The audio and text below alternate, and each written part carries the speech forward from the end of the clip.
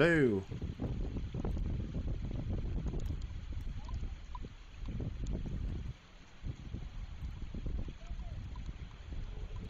Hello, hello, hello. Second. Hello.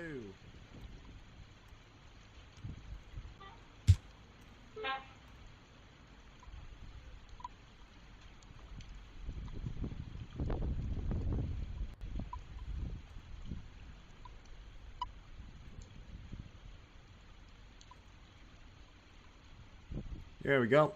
Okay, so. Well, yeah. Things are happening.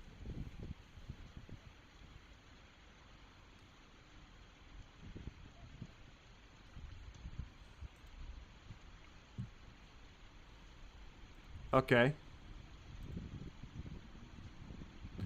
So here we have it. This is the latest. Welcome in, Witchy. It's the latest you got for you right here. Yemen Houthis released video of missile and drone attack on Israel after a day after declaring war. I will have to check that video through real quick. It's just a bunch of drone videos, alright. Check it out. That's a ballistic there, right? I think. Look how big that rocket is right there. You can clearly see it's homemade.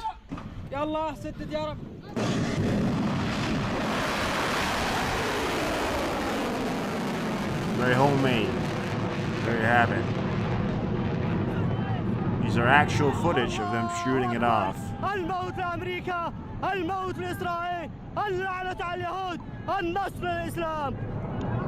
You hear right there what he says is I think he said America to America. So I think that means death to America. He's shouting death to Israel, let's destroy Israel, God is great, and death to America. I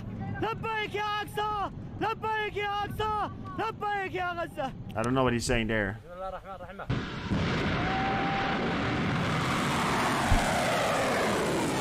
That's the second one.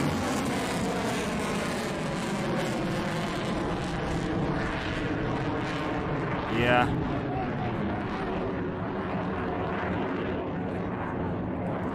It is serious. I mean, it does prompt the inclusion here that we have been worried about.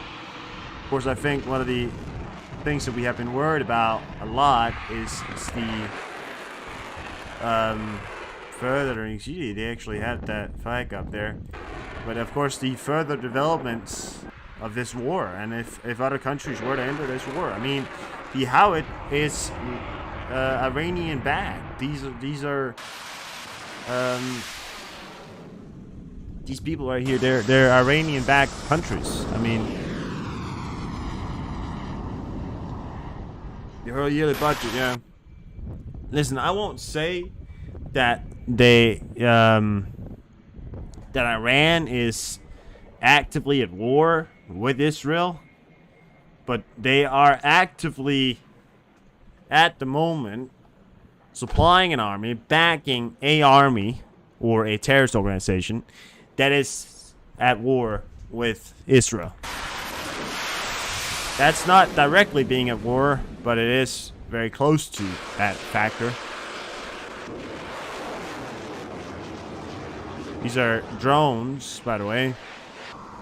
These are kamikaze drones. They're firing off.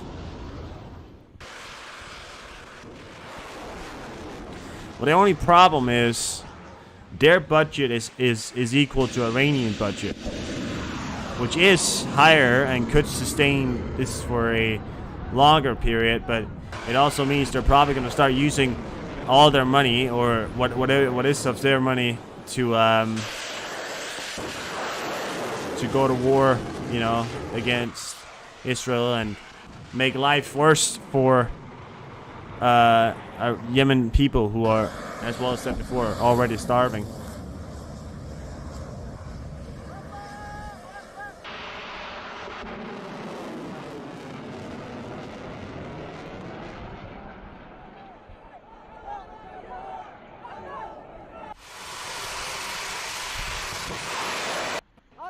It's just a lot of this.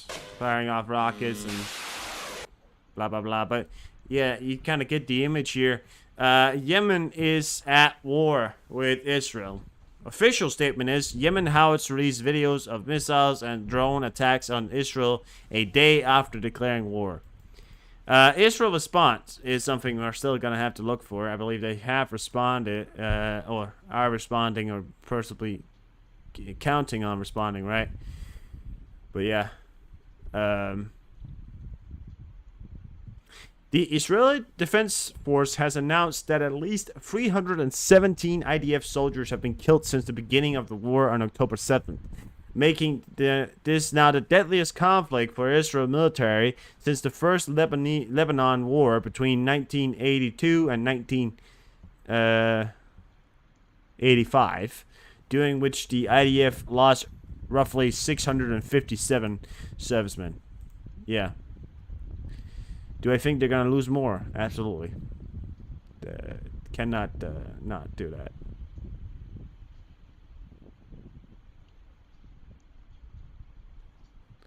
But I will also have to point out here, guys, that Yemen is at war, not Yemen. It's funny, because it's like Yemen is at war, but it's not Yemen. It is not the officials. It is not Yemen. So it's a group inside Yemen called Houthis. Houthis, right? Or however you, I think that's how you pronounce it, that are Iranian-backed, operating inside of Yemen. These people are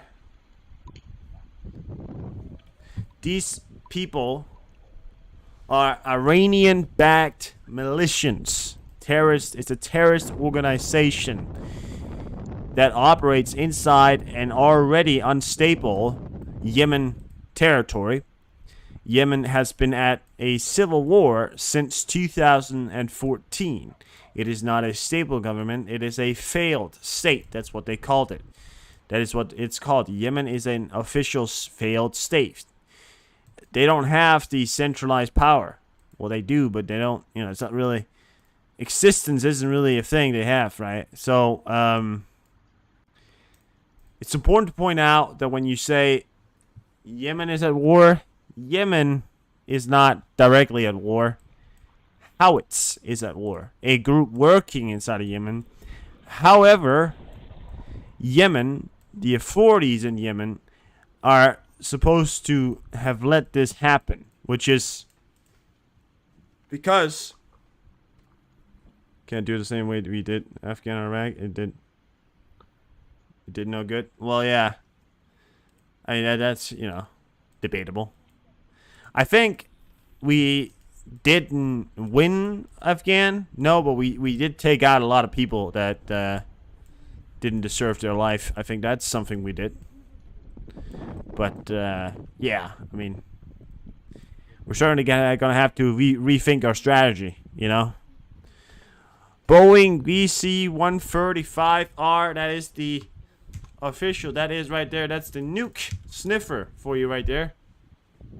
This is the Constant Phoenix.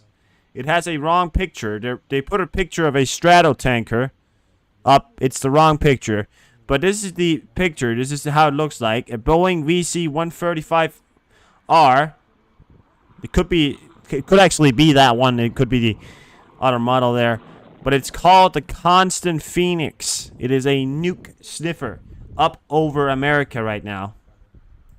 Yeah. Terrorists are at war. Houthis, not Yemen, but the authorities in, of course, the authorities within the area supposedly have let that happen. But it's still a loosely situation right now. And of course, this isn't Iran declaring war. However, they are backed by Iran, so we are, of course, watching that very serious. Having said that, there are other news that I found pretty interesting today. Russia faces new seizure of assets abroad worth $60 billion. having lost half of its 300 billion in international reserves, and as a result of sanctions over the war in Ukraine, and Russia could lose up to 60 billion more in foreign assets. 60 billion is a lot for a Russian economy. London High Court ruled Wednesday that Russia cannot appeal the principle of state immunity in the dispute and with former Yukos shareholders over compensation for the facto exportation, something like that, of country's largest oil company more than a decade and a half ago. Judge Sarah Crookhill ruled, so denying Russia's representative the right of appeal. Routes reported. Russia is losing money at a rapid pace. It's happening. I want to show you this right here as well. We got Vice Garage right here, but one of the things that is supposed to be happening still.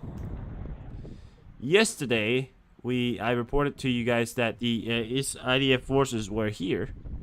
Now I haven't had the official update yet, but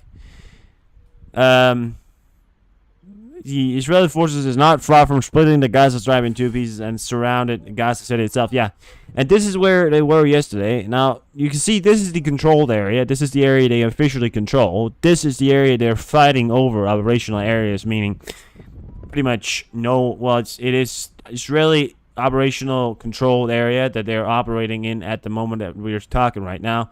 And this right here could have changed since yesterday, but I want to point out just how close they are to the coast. Their plan is to get to the coast. That's their plan, and they're getting there. And I don't know if they're there yet. I'm looking at a war mapper to see if he's saying anything coming out, but there's not really a lot there coming out.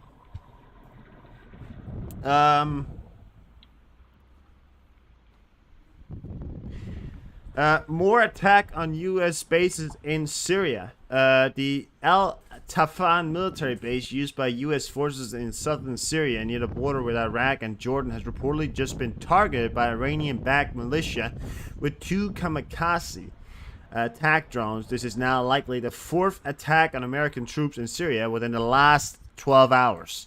Within the last 12 hours, okay? Last 12 hours. This was uploaded 16 hours ago. There's been what was it? 4 attacks. 4 attacks against U.S. bases in Syria. Not just anybody. U.S. bases. Okay? That right there is not for fun. I'll tell you that much. And I don't know what the fuck they're thinking, but they are not doing well right now. I don't think so. They're not doing too good right now. Yeah, look at this. Look at that. That's what I'm talking about. Israel forces has almost completed the cutting through of Gaza Strip. The IDF compares spearheads are literally more than 1 kilometer from the coast, and then estimated that they will reach the coast within the next 24 hours. This is the coast. This is where they are. Less than a kilometer. Less than a kilometer away from the coast. Expected to reach it within 24 hours. That's when it gets interesting. That's when it gets really interesting, because then the area is pretty much cut off from any supplies. Hamas is struggling. They're not doing too good.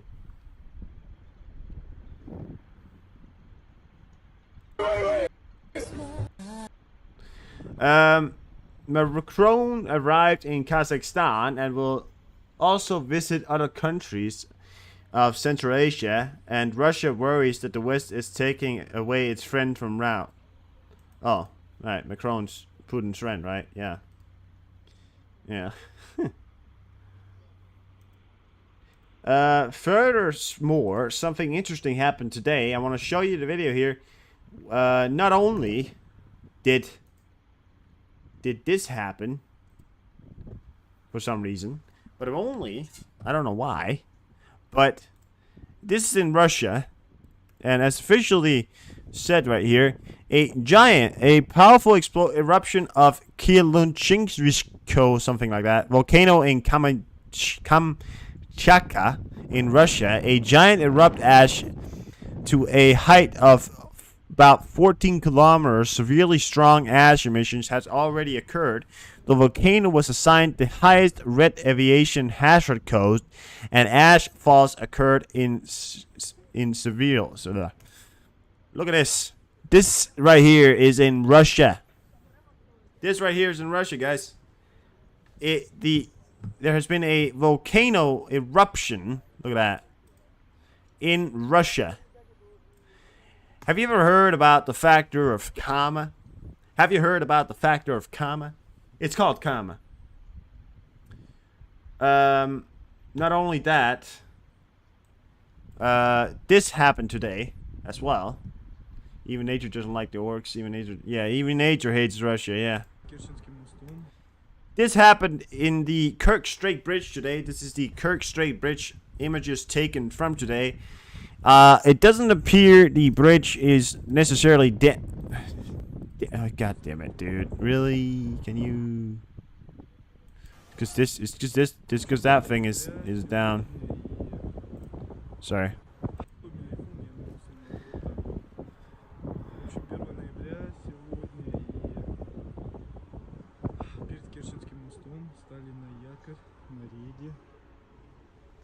Now, I want to say that I have seen something like this before, because there are, I believe, some kind of steam or something kind of gas-powered something.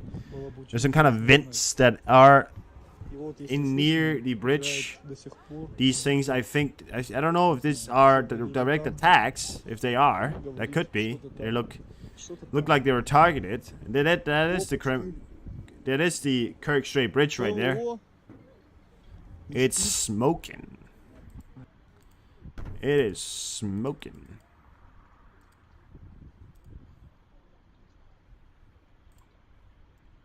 Don't expect to be able to play back a video on Twitter, because that's too much for Twitter to handle.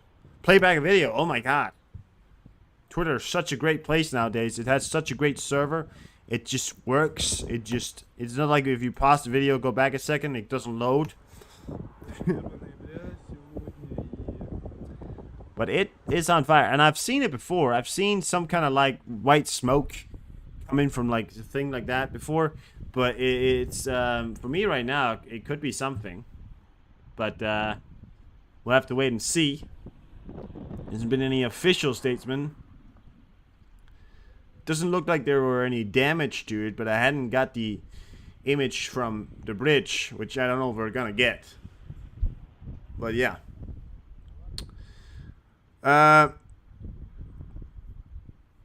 Congress put forth a workable plan to win the war in Ukraine. Tell us what you need to win, and we will give it to you at once. Let's see what the admin has to say. So, Congress put forth a workable plan today to win the war in Ukraine. Something they've been talking about. I don't know if that new speaker, I believe the new speaker, which is the person you've just gotten, the new, what's his name, Mike Johnson, he might be good enough. He might be good enough. I wanted to show you, if you ever thought that you were safe on the waters, if you ever thought that you being inside of Russia on the river, that you could see the enemy coming a mile away, well, guess not, because you can't. That's Ukrainians right there. They are traveling in a bush. It's not a bush. It carries people and transport. It's a boat that can blend into the background. That right there is a stealth bush. Exactly. It's a stealth bush. And it's a boat with an engine sticking out of the back. You turn that bad boy around, you bag it into the tree line, ain't nobody gonna see you. You put a gun out in front of it, you put a 50 cal up top. That's a gun precision right there for you. The largest volcano, okay, so I got a little bit more on the volcano as well, was assigned the highest code of danger. Look at this. This is how it looks like right now, guys. Hey, by the way, this is not my stream. This is the video. It's lagging. I don't know why, but this isn't Russia. It is on fire. Look at that. Oh, it's called Kaba. Kaba. A volcano erupted in Russia today. It's up towards Siberia, I think. It's got to be up towards the north side of Russia, but it is. Das bist und Feier.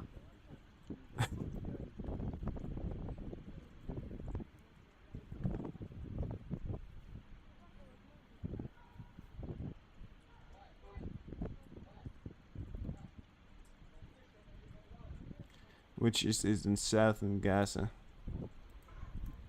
Israel appears to be continuing to warn people in the southern part of Gaza. This was today. This is in the southern part of Gaza. So not the northern part, the southern part. And this right here is leaflets being dropped. Good evening, Desire. Welcome in. Welcome in. This right here is leaflets, okay? And on those leaflets, not only have they translated the wording, because they speak, I don't know what they speak, I think Arabic. I don't know about so much about the language differences, but yeah, they do that, right? And what it is supposedly continuing to state, stay where you are, don't move, don't go near us, don't come near us, because you're gonna die. Just stay away.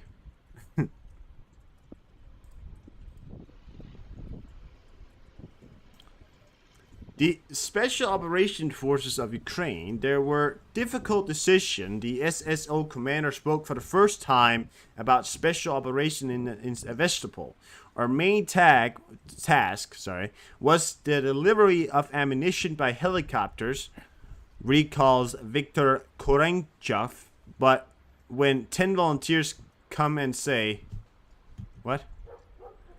We want to fly to Sevastopol to defend Sevastopol, then we have to make a difficult decision what to deliver. BC, medicine, means of communication, or people who will protect. Or when you have 15 tons of cargo and a rotorcraft, you can only take about 2. The time to perform the operation was minutes. Then the discharge should not exceed 10 minutes. In total, says the Major General, that was 7 successful. There were 7 successful SSO sorties. Viktor Korenchov was in direct contact with the commander of the Special Forces Brigade, Azov. Okay, so I've seen something lately on Twitter. I want to burn it out to everybody. Can you speak like in a, I guess it's me, I don't know. I don't speak military. I don't speak military. I don't do it. And I speak in a very specific way, which sometimes I kind of like hard to try to put it out there, but it's the Palestinian Arabic. Oh, right. Well, yeah. I should probably just have thought about that.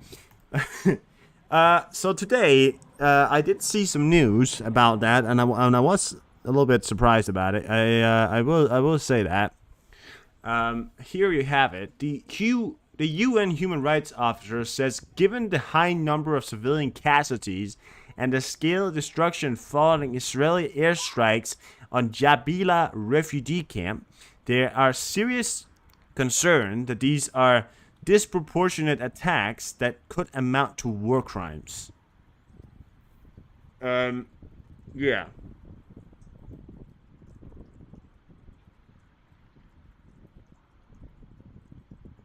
Now, I don't know how many civilian casualties there was. However, it is another proof to you and me that Hamas is hiding its commanders who are running the ground offensive in camps next to next to civilians. Hiding in plain sight. Now, I will say, Do I think it was a valid choice to strike a refugee camp to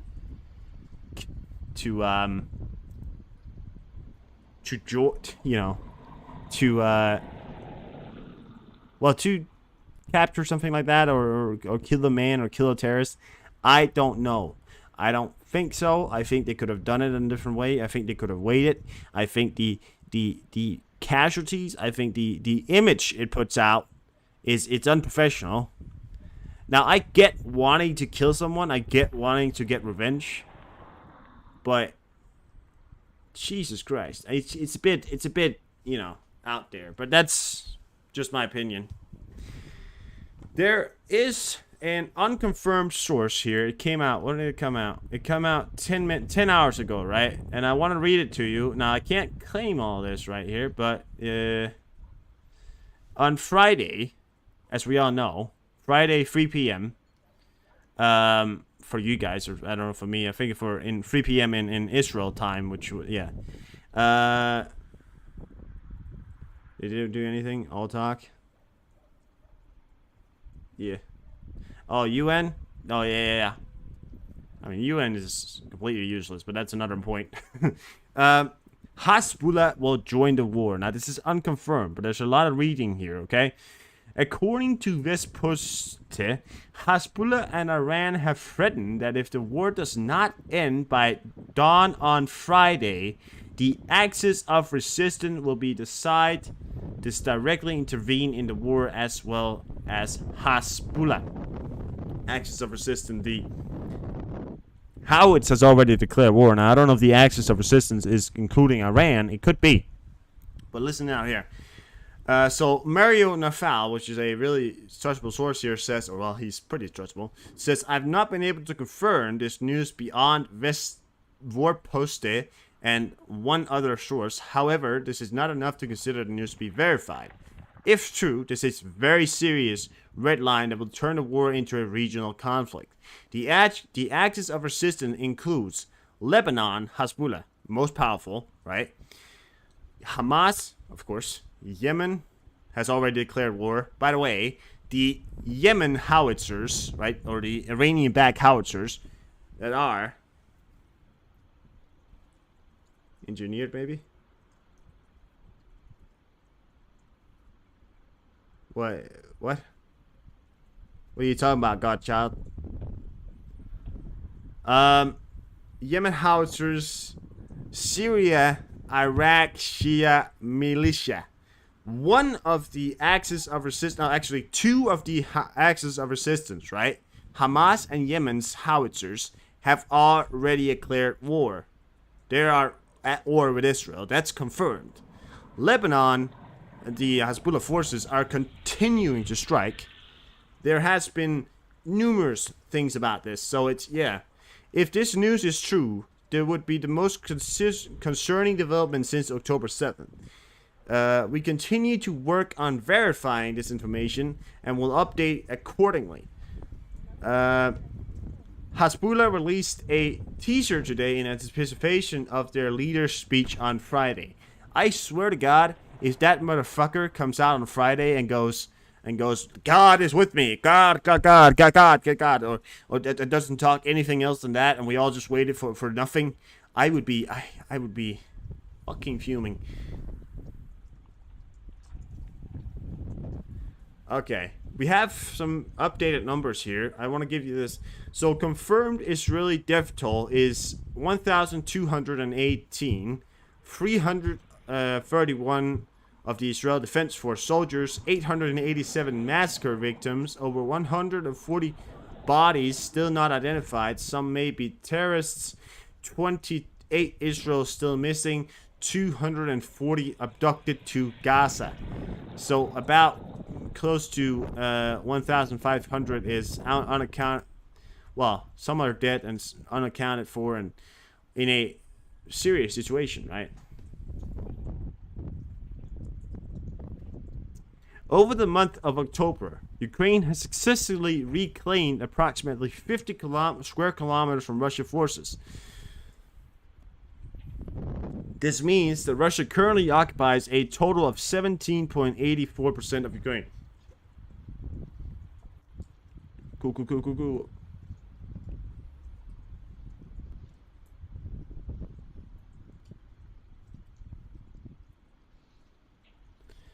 Right.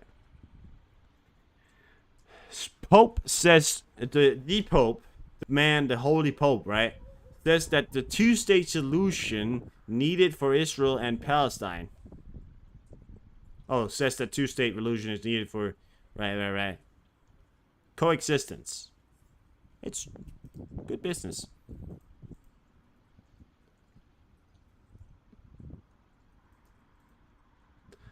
Carlsberg says Moscow stole its Russian business. Wait, literally stole it. Just not paying profits anymore. That's rude. Well, what do you expect? It's the goddamn Russians. You know, I mean, what did you expect? Expect nothing?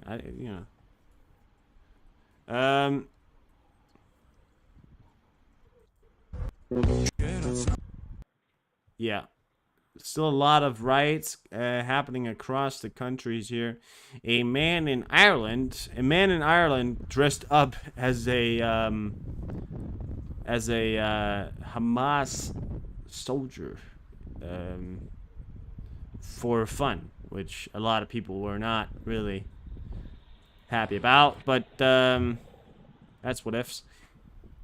Damage by the Russian shells fragment, Ukrainian railway carriage has been placed in Makilivka Square.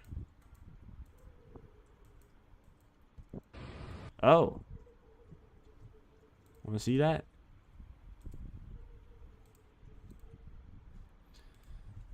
If you do, look at this right here. So that's damaged by a Russian shell that was then transported to that near the parliament. I think it's in Kyiv, I think. Somebody's apparently on board of the thing. Maybe there's our shadows right there, I don't know. Oh, it's still on the railroad. That's quite the transporting right there.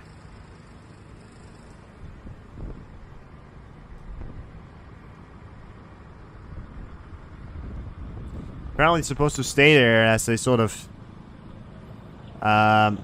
memorial stance. Pretty cool. You can get to see that. Some more funny Russian, well, I don't know why I said funny after that one, but I mean some Russian news here. Let me just find it 1 second.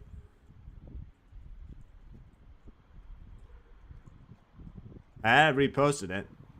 Oh no, let's get this one first.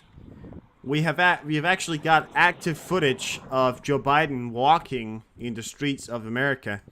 We actually have active footage right here from Joe Biden walking in the streets of America. Here you have it.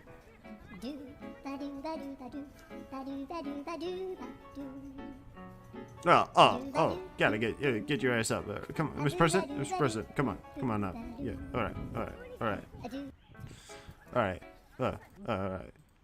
Dude, that guy posted more than one video. That was so funny. I watched a lot of them. That was so funny. Yeah, I don't know why I thought it was so funny, but I thought it was funny. I guess it's funny because it's funny, you know? I don't know why. It's funny because it's funny. The Egyptian army has begun to deploy a number of M60A free battle main battle tanks and a YPR 765 infantry fighting vehicles near the Rafah border crossing between the Sinai Peninsula of Egypt and the Gaza Strip as fears continue to mount that Palestine refugees may soon begin to flood the region. So, you know, in Europe, when we say, when we are like, are we gonna take in more refugees? The Egyptians have a different kind of approach to it. In Europe, we don't aim guns at them. We have a discussion and we give them shelter. Now, in the Arab coalition, the so-called Friends of Gaza, their response to a flooding of refugees is to drive tanks up to the area, and well, station tanks near the border to supposedly keep them off. Now I don't know why that is what their plan with those tanks are. But for some reason, Egypt is rolling up tanks. Now, do I believe it's because they want to join the war? I doubt it. I don't think Egypt has the I don't think Egypt wants to. I really don't. You know.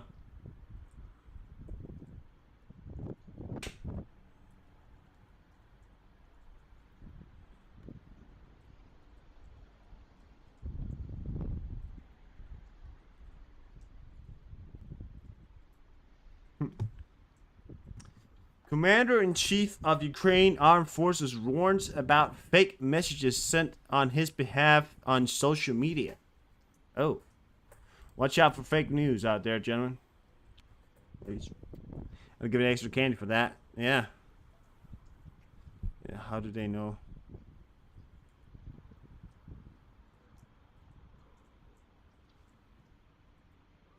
Two of your chat's been deleted? It might just be glitched. Nah, but I think. Yeah, can we blame the Egyptians? No, but using a tank to keep off, you know, an APV to keep off a fucking advance might be quite a hard point. I like how when North Korea announces something, so North Korea, Kim Jong-un came out lately. And said, North Korea leader orders support for Palestine. Sometimes there's like, when you have in Western countries, they say, we support Palestine, or we support Israel, or we support, no. Kim Jong-un, the way he does it is, he says, I order you to support them. That's the main point of view from his point. He's kind of an idiot, but you got it. People keep saying, you know what Donald Trump said? He said he was a very smart man. I seriously, I don't think he's an idiot. Well, mentally, maybe not an idiot, but I don't think smart is the word I'd use for Kim Jong-un.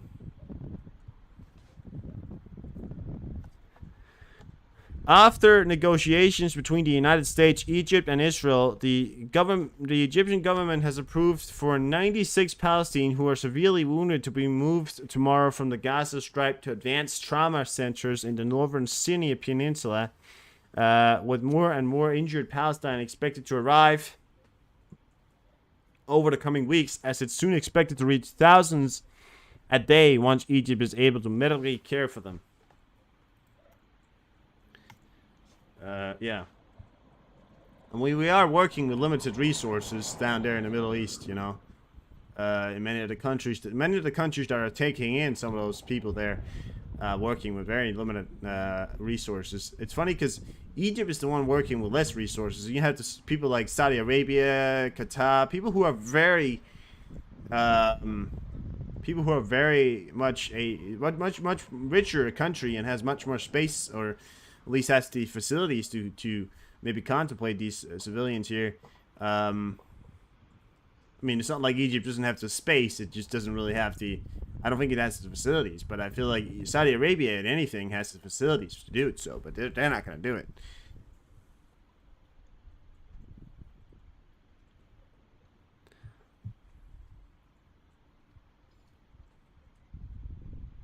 It doesn't really, you know... Jordan has recalled its ambassador from Israel and informed Israel that the presence of an Israeli ambassador in Amman is conditional on Israel ending the war in Gaza. They are really getting desperate, aren't they? It's kind of like they're trying every single way, like every aspect, even the most stupid of the aspects. They're like, yeah, look, we took your ambassador back. End the war, please. Like, do you think Israel cares? Do you really? Do you think they give a shit? I don't think they do. It's reported that Ukraine has received an additional batch of 40 French AMX-10 RC armor vehicles during the past week.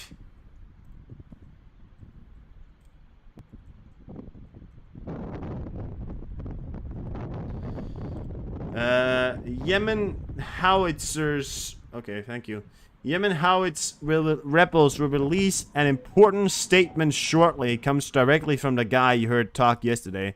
You guys remember that guy who keeps shouting? Like, who keeps like, I got it, oh, really fucking loud, like, yeah, really fucking loud, you know, speak very loud, yeah. You know, that's, that guy, he's gonna release a statement very soon. Very soon.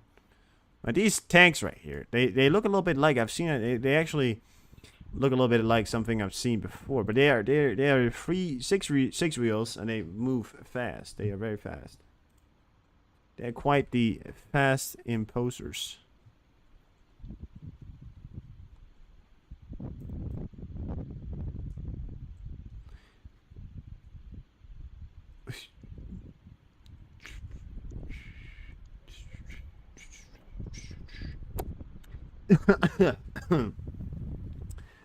Have you noticed something? I want you to notice something. Notice how quiet Turkey and Aragon is getting. Notice how quiet Aragon is getting. Have you heard a peep from Aragon? Have you? No.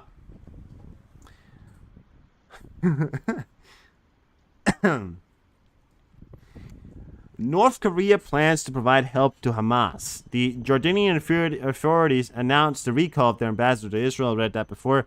The first foreign passengers from the Gaza Strip site into the Rafah checkpoint. Yeah, and the French President Macron met with the head of Kazakhstan, Tokayev. They have talked about Ukraine and the Middle East. Quite a hot pocket right now. It's getting pretty serious, guys. It is. This elderly man was walking on the street in West Bank before being randomly shot by an Israeli. What? Really?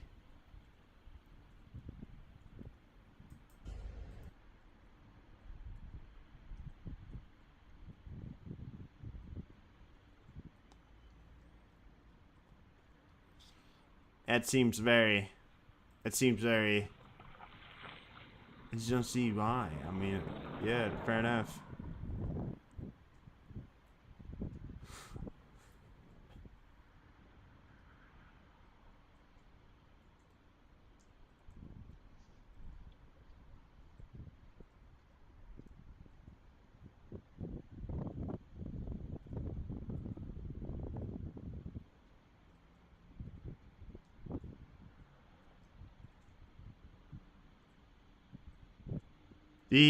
Okay.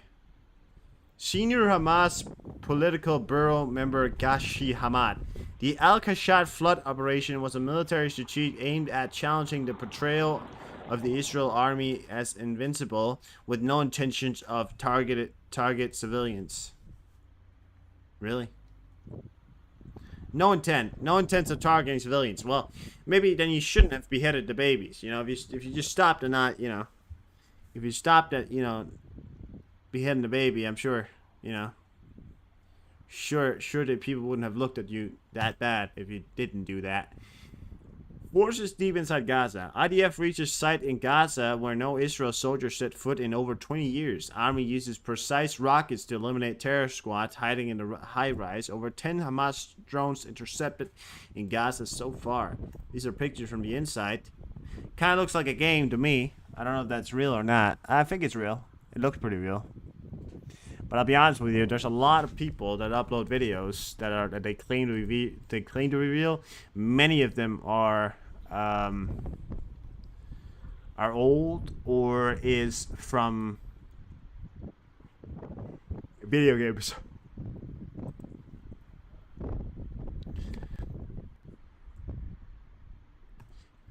Spokesman from Yemen Howitz says that they have launched a large batch of drones at Israel during the last few hours, adding that they have reached their goals thanks to God.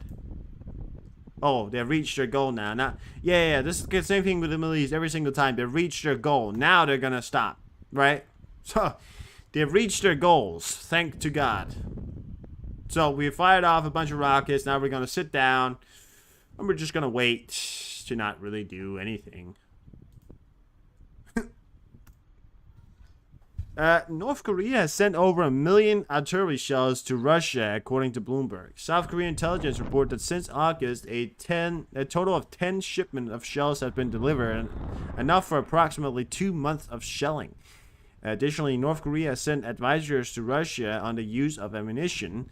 According to intelligence, North Korea received technical assistance from Russia. Pyongyang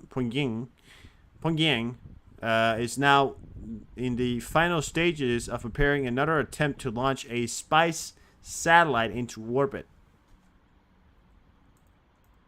Oh, look at that as well. Yeah, Pyongyang is now in the final stages of preparing for another attempt to launch a spy satellite into orbit. Alright, we might have another failed rocket attempts coming out very soon. If you don't know, the last few spy satellites that they tried to launch failed. So, yeah. You know, they got killed. Probably. Scientists proposed a novel idea on Wednesday that they would solve two of the world's mysteries at once. One that passes over our heads every night and the one that sits far below our feet. Great. Let's fix it.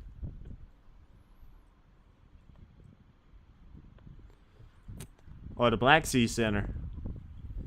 Black Sea headquarters. They said the roof is almost fixed. Oh, can't show it now then. A Black Sea headquarters that Ukraine targeted some time ago. They say the roof is almost fixed. Hallelujah. Hallelujah, right?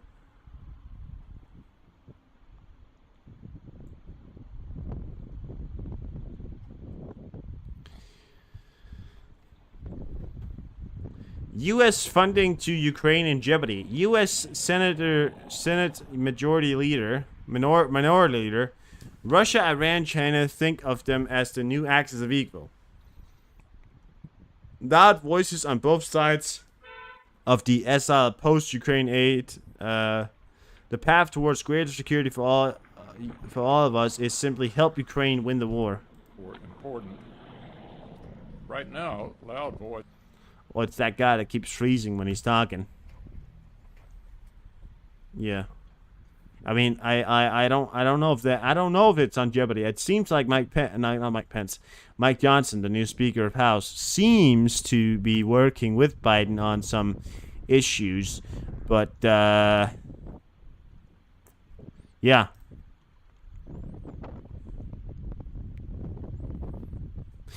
The spokesman from House in Yemen, Yahya Sareh, has announced the terrorist organization has launched a large-scale drone attack against Israel within the last few hours, and a number of drones reached their targets. He further stated that they will continue their campaign against Israel until they halt their aggression against the Palestinian people. Right. I mean, that's what they want to do. They want to continue to shell them from afar with all their cool stuff. Very nice.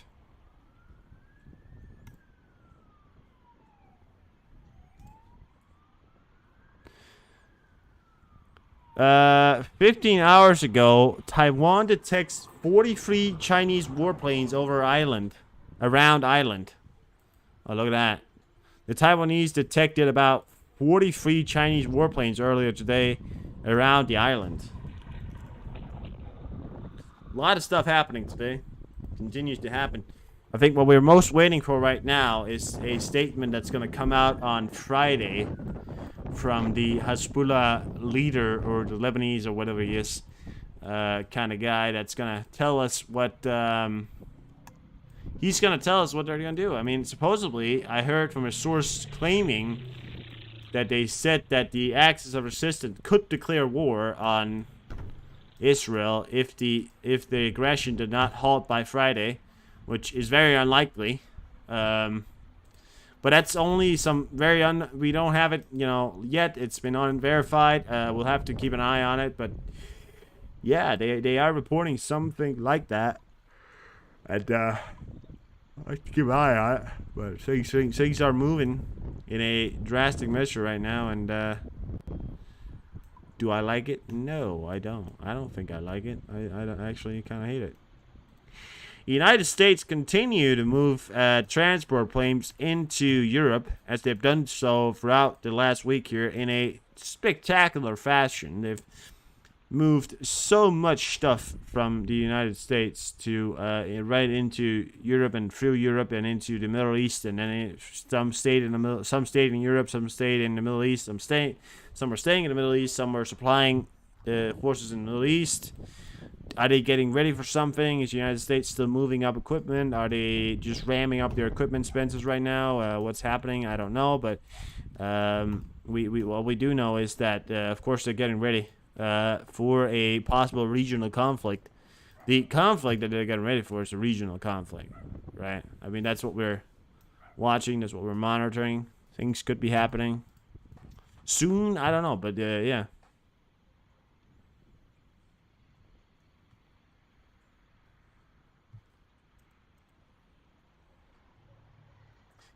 And 112 ultra-Orthodox Jews who volunteered to fight for Israel Defense Force following the Hamas surprise attacks in Israel October 7 have now completed their basic training with their graduation ceremony tonight, consisting of singing the Hachikavak in the national Israel anthem.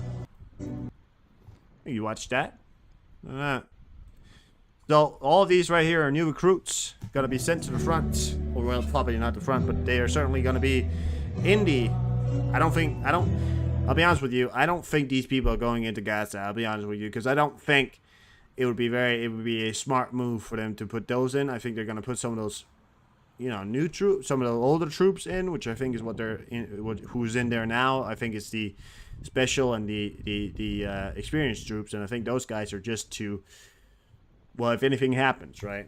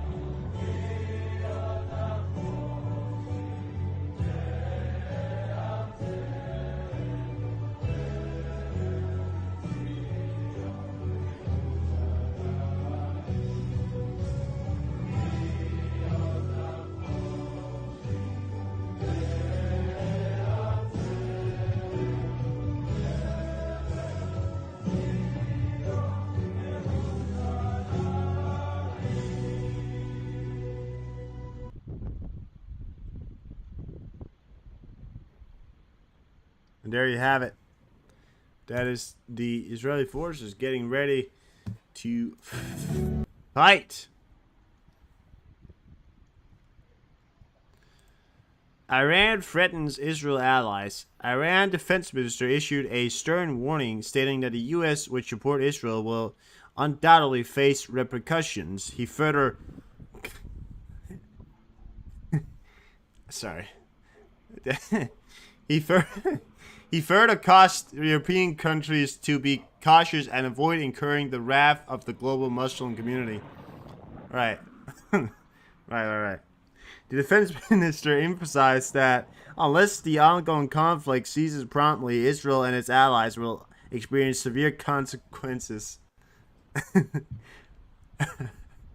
Right. Oh, shiver my timbers. I'm so scared. You're just an asshole saying out words. You're just like me saying I'm afraid of Putin at this point. No. And also, by the way, I don't give a fuck what you think. I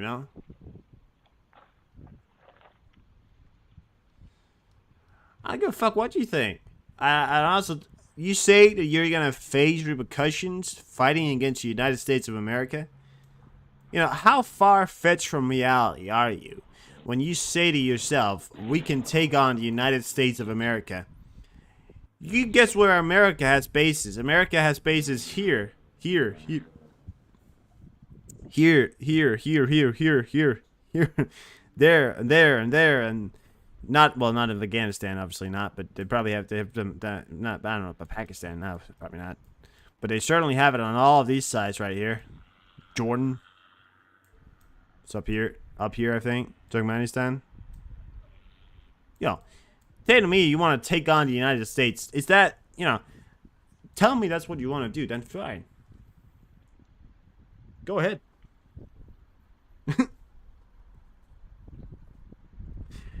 According to NATO textbooks and counter-offensive calculation, 4 months should be enough for us to reach Crimea. Zelensky spoke about the problems of the counteroffensive.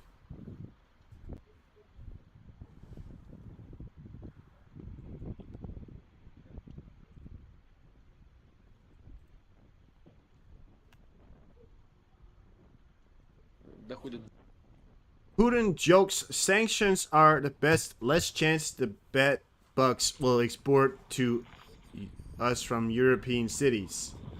More sanctions for Russia, please. It's personal request from Putin. Look at this. This is Putin, apparently. Also, it doesn't look like Putin, but it certainly does seem like it's Putin. I mean, it does look like Putin, doesn't it? Probably is. It's kind of wish thinking. Well, that fantasy, don't have me put anything else right there. In a fantasy, you just get absurd. You know that to Patrick, welcome in. Esteemed colleagues, they suggest banning import from screwdrivers, needless, etc. to Russia. I mean, I think, you know, I know you have heavy sanctions, but I think you can produce a screwdriver. But the less scrap, the better probably. Less chances that the bread bugs will export to us from large European cities. Yeah, it's also good for us. We don't want to get the pest. It's really good for us because we don't want to get HIV or hepatitis A or should I continue to mention the surmountless amount of diseases that your soldiers are getting on the front line right now? Because the Russians apparently think that, well, having blood that is contaminated with hepatitis A, yeah, it's real, Ocean. It is real, yeah. Now, he held a meeting with a lot of the heads today. No, that's sort of... The guy who posted that is pretty trustable. I trust that's real, yeah.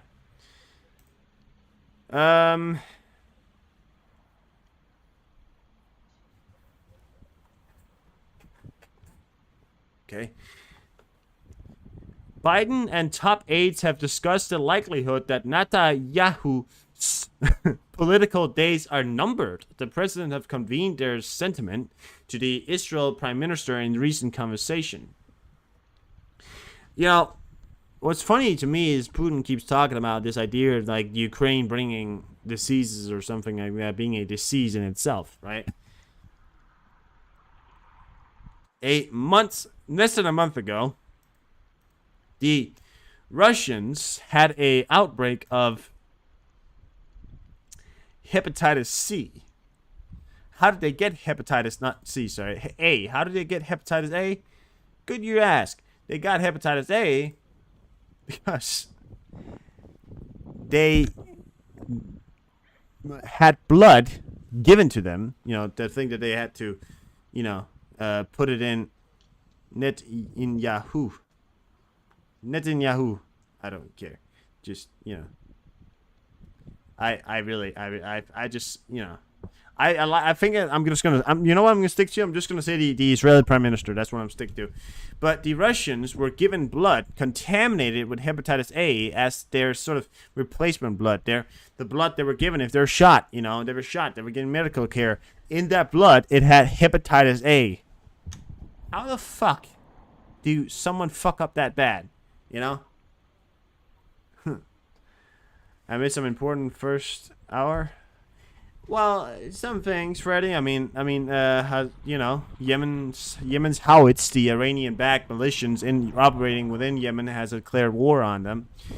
There are talks about other things, and you can go back, but not too much. Things are escalating to a certain point. That's certainly something. If I was to point anything out, there are hallways and they. Yeah. Yeah. You ever seen that video from... Did you guys see that video that was taken inside Russia? Where they showed how the living conditions of Russians are? You know, fucking ridiculous. We currently have enough soldiers, but we need to find a solution for the fastest possible victory. But because sooner or later we will find that we just don't have enough men to fight. Solunchny. Okay, so that was Ukraine right there, right? We're currently hoping we currently have enough soldiers, but we need to find a solution for the fastest possible victory, because sooner or later we will find that we just don't have enough men to fight.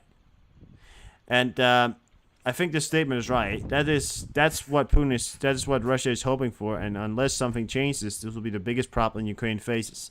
I think this statement right here is very true.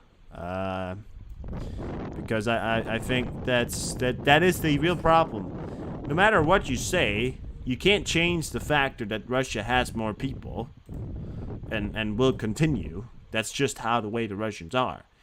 But so we have to consider the full.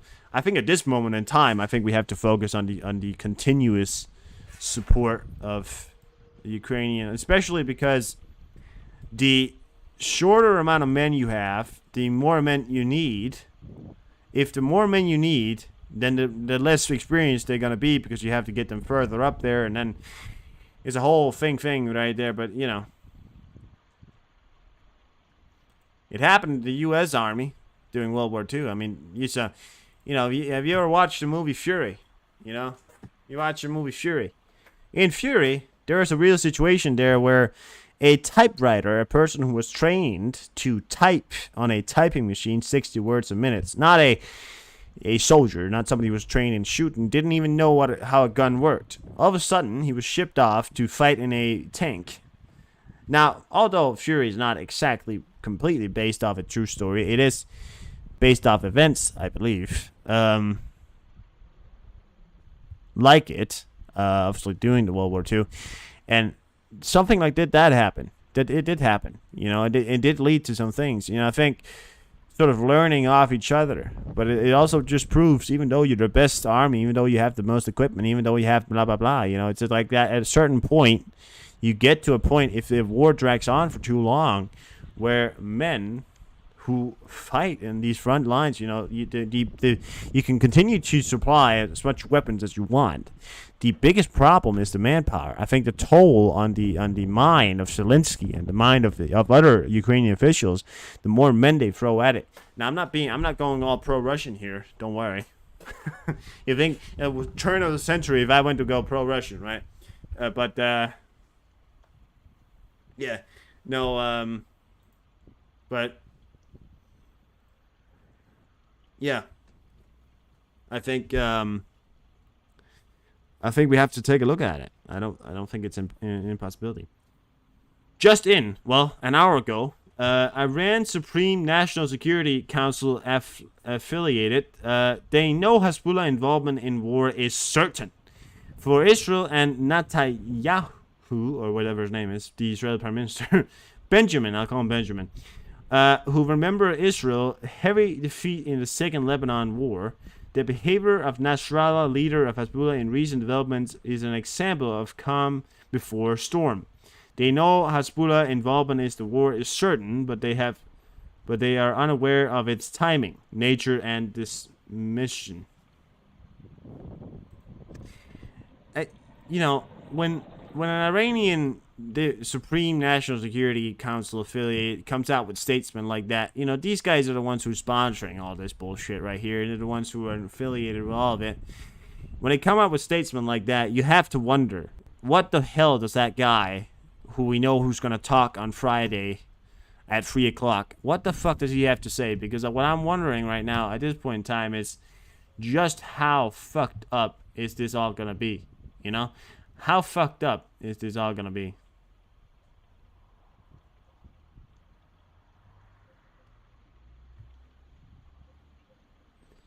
Yeah.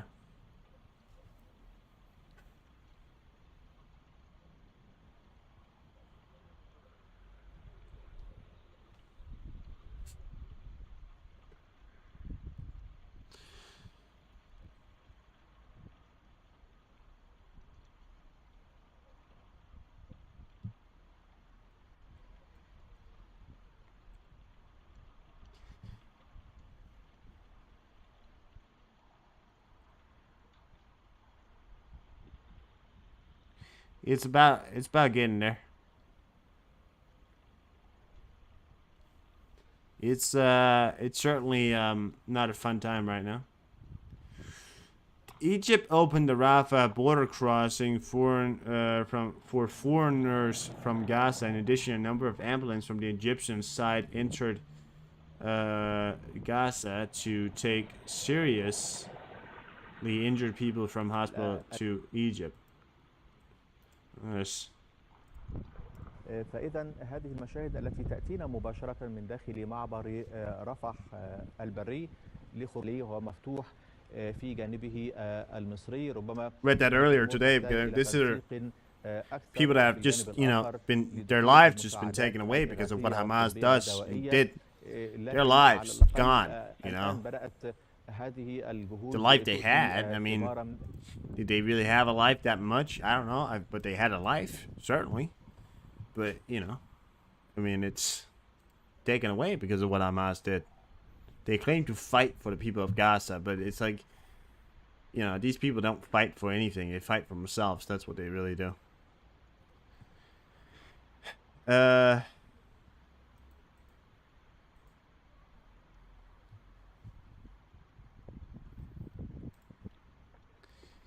Russian convoy smashed by Ukrainian artillery in Bakhmut region.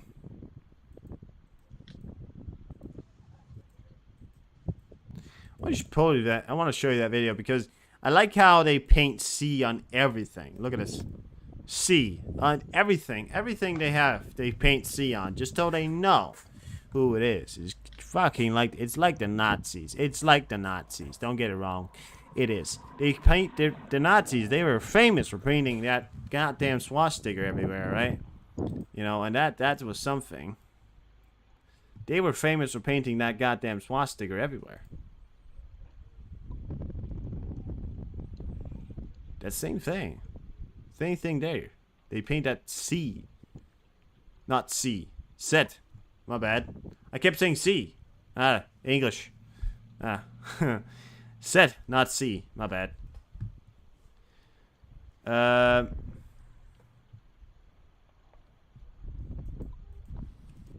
Recursion. Ukrainians shout before shedding shells. This is the howitzer system right there. They're in the court outside, and then it's kind of weird to think that little wire right there fires off that whole mechanism, right? I mean, it's kind of weird to think that little wire fires off a whole mechanism.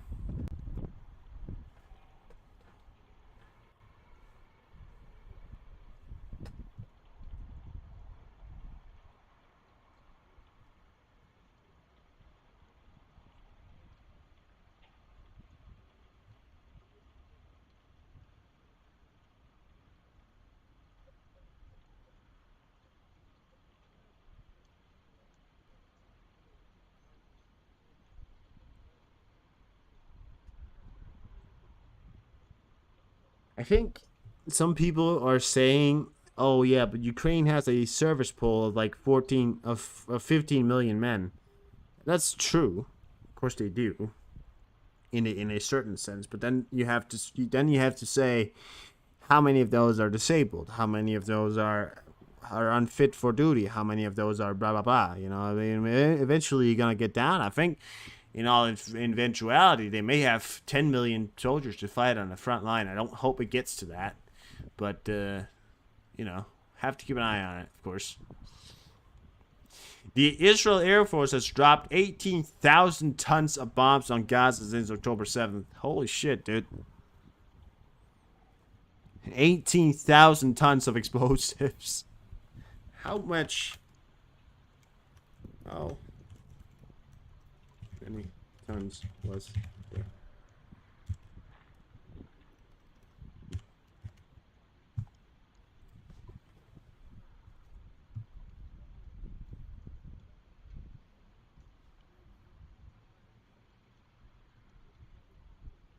It was about 15 kilotons. That is about 15 tons of TNT. And that Nagasaki was... Okay, so dropping 18,000 tons of bombs on Gaza. You know, the... Okay. How... Hiroshima bomb was... The bomb that went off in Hiroshima, right, was about 15 kilotons. Now, I don't think that does it? 15,000 tons. That's 15,000 tons of TNT right there for you. They've dropped 18,000 tons of bombs. Now, it might not equal to the Hiroshima, but I think we're getting in an area like the energy and the amount of exposures that have gone off that we could near what would be equal to a goddamn nuclear explosion dropped on an area less than 3 square kilometers. Well, sorry, 30, I think 30 square kilometers, not 3. Well, no, 30. Well, how much? 300, I think. 300, sorry. I don't even know if that's true or not. Oh, I could search it up.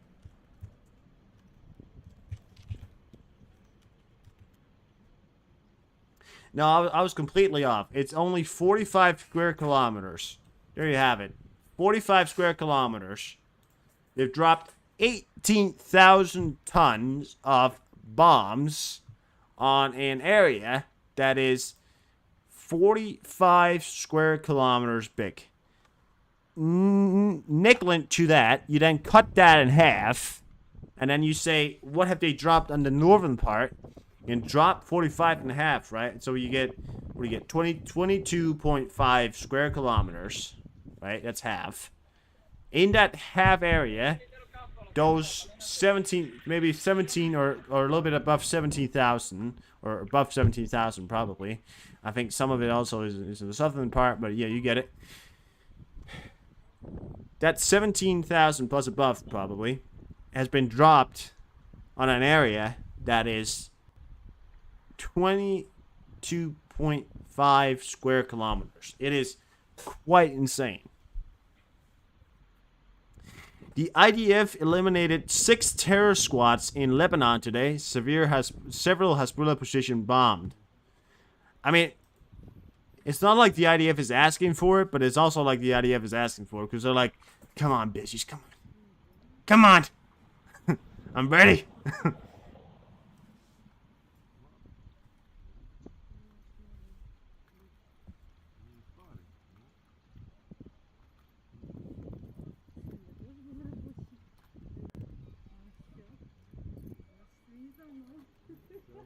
Let's get the latest intelligence update from the British intelligence services. Sorry, that was long.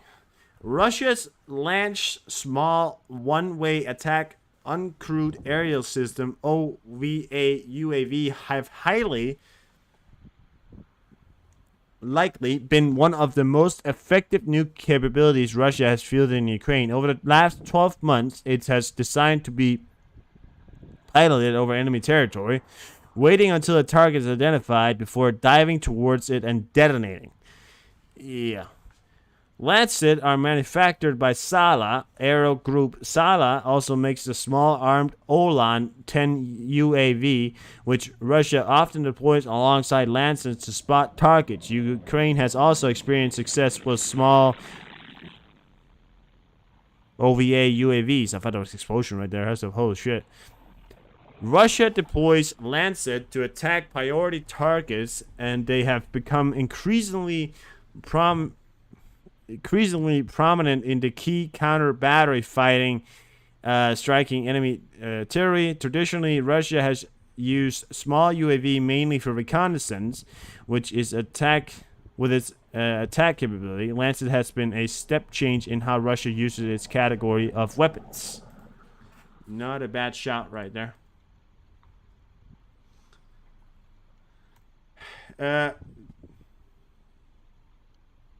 Denmark prosecutors said that they were abandoning a case against the ex-minister and a former intelligence chief for allegedly revealing state secrets because key evidence was classified and could not be presented in court.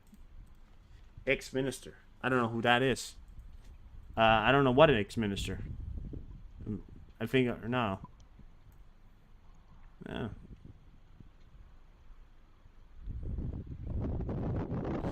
Thanks for carefully planning precision intelligence as combined and coordinate attack from land, sea, and air.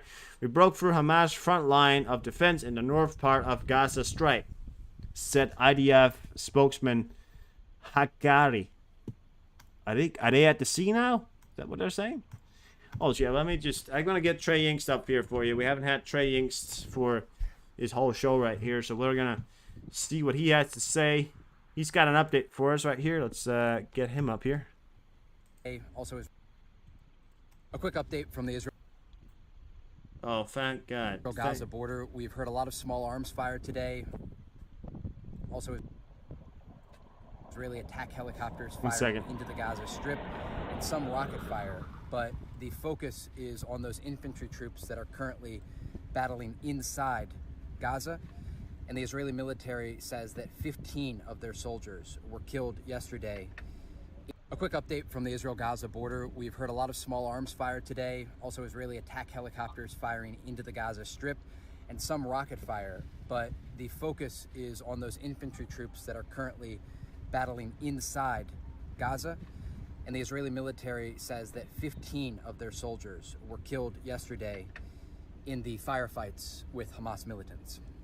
A quick update from the Israel-Gaza border. We've heard a lot of small... There you have it. First update right there. He's got a nutter as well. Yo, here's the helicopters being active. Look at that.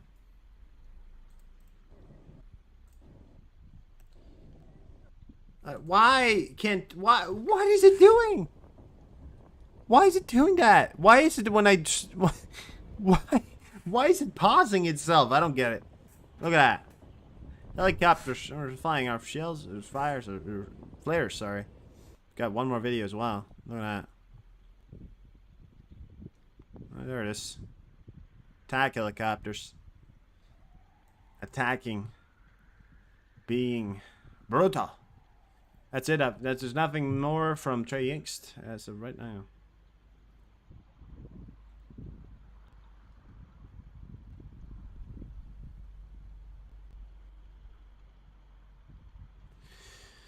Sweden has concluded its negotiations with the U.S. for a new military cooperation agreement that will give the U.S. forces access to Swedish military bases starting next year. The information was released by Swedish chief negotiator Samuel Redwell.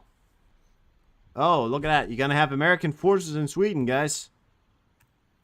American forces stepping foot in Sweden. That's actually a really big move, if I were to say so, when you think about the neutrality that Israel has tried to keep throughout the most of the wars that we've had throughout the last 100 years.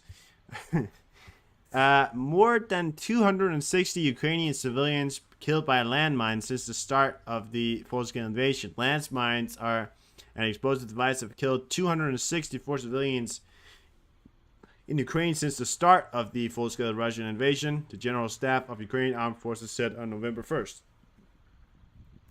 Sorry about that.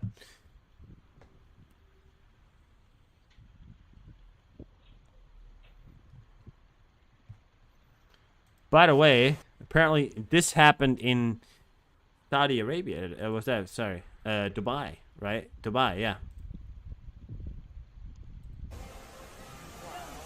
It's drones. It's drones. It's so insane. It's so insane. These things are very... Yeah, man, it looks a little fake. I don't know. The way he kind of zooms in on it, but I think it's drones. I mean, the camera looked a little fake, but I don't think it's fake. I think it's pretty true. It's pretty true right there for you. A skeleton. It's a new drone technology. I've seen it before. You can kind of make a pattern with drones, and it kind of follows along on it. It's kind of, in many ways, quite amazing. Actually, I think technologies can be quite crazy sometimes.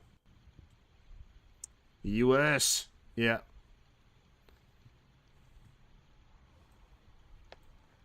No, I think it's true.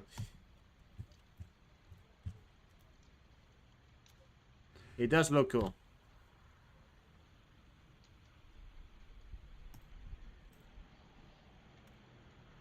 There's a C-5 that took off from Alaska.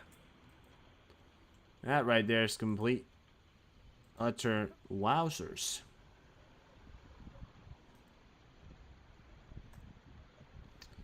Got some C-5 action over America right now. There's one C-5 right there. One C-5 right there. Those are the biggest military transport planes in the whole goddamn U.S. Army. There has been... The thing I've been watching, the things we've been watching, are the movement of some of these transport planes that's been traveling back and forward. Of course, you always got to keep an eye out, and it's still happening. The U.S. has kind of scaled down its transport events because it used to fly a bunch of C-5s in. Now it's only really flying Globemasters. I mean, Globemasters are big planes, but you know, C-5s are bigger. And we've also been watching the Russians kind of move some new things into Kaliningrad. We appear to have watched an AN-124 move into Kaliningrad from St. Petersburg. It's going to flies back and forward. An AN-124 is a massive military plane. It is the largest cargo plane in the world, and it's been flying back and forward between St. Petersburg and Kaliningrad. The past few days here, it's stopped now, but I'm still watching Belarus because there's apparently some kind of things that could be happening for that, but I don't know. Watch till the end. No, you know what? I don't think I will. Like, savage, watch till the end. No, you know, I don't think I will. I don't think I'm gonna.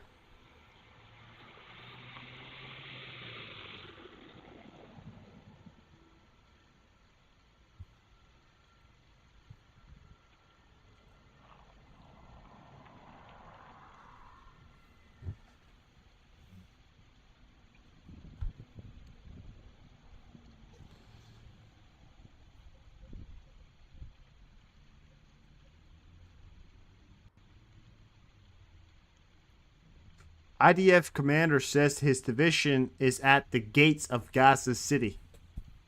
Hopefully, Warmapper is going to come out with a statement. What am I even doing here? UA Live is a thing. I've got that. Holy shit! I just remembered that. How did I forget that? Sorry. Let's see. Let's see what happens. Let's see how it looks like. Oh, they're so close. I mean, they have to be. Look at that. They're fighting here. Look at that. 11 hours crash between Gaza and armed forces and Israeli armed forces at the Western Street on the South Tel Aviv West. That was 11 hours ago. 11 hours ago, clashes took place between on the coast there. I'm just saying, at this point, be honest with me. I think they're at the coast. Look at how close they are.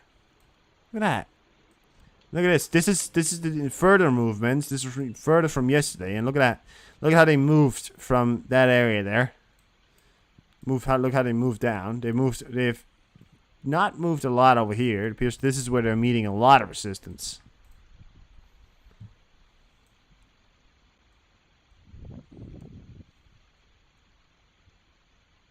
Oh, Al-Qassam brigades were surprised at an Israeli infantry force near Isreal from behind the lines and killed 3 soldiers from a close distance. Goddamn. They're at the coast. 280 C-17s? That's true. It's not a lot when you think about it. They ought to be at the coast, you know? I think they are. I think tomorrow we're going to see them at the coast, or at least this thing at the coast here. I mean, pretty much, at this point, I have to imagine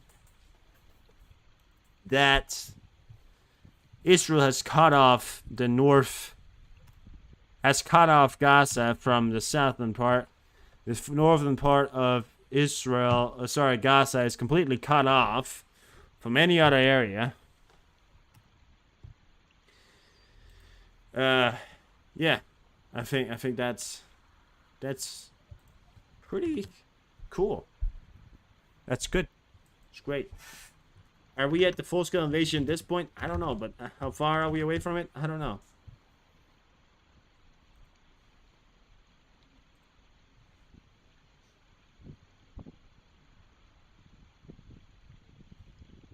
Holy shit. I mean, Biden, these past recent days, the White House statements upon this has been very light. Because I've been trying to watch... I've been trying to watch... I've been trying to watch if they came out with any statements or something like that, or any interesting ones, or, you know, interesting head of address or something like that, but nothing so far. Well, some things, very small things, you know. Zaporizhia Regional Military Administration, Yuri Malakov or something like that. On November 1st, at 12:30 p.m., the Rashish committed another... Oh, alright. Terrorist act on the civilian population. They cynically fired at one of the villages at Kamyansk OTG with rocket launchers. The Russians today alone has committed a war crime. It's like what Gaza committed and what is, you know, right? Certainly Israel has a long way to go to match the. I mean, everybody has a long way to go to try and match what the Russians have done. Look at that. That's before and after pictures right there. Look at that. He's stuck in the situation room. Do you think so? I don't know. He was out. He's not. It's not that long ago he was outside. He's been outside. He was about 24 minutes ago. He was outside. And Freddy, you can't just say that without knowing it.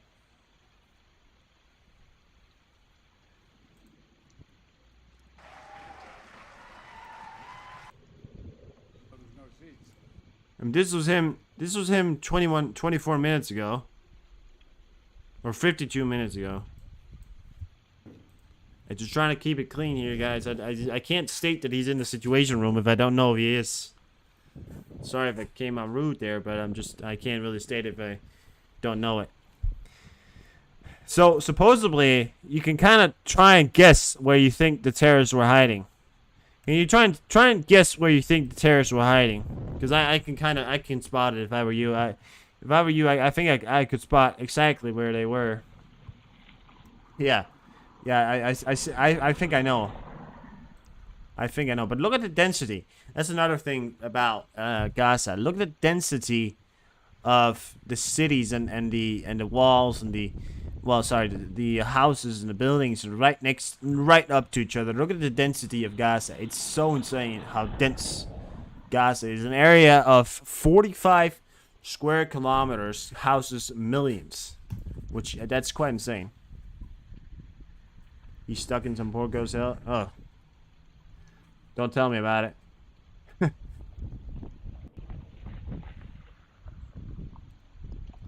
Israel foreign minister says it regrets Jordan's decision to recall its ambassador. Right.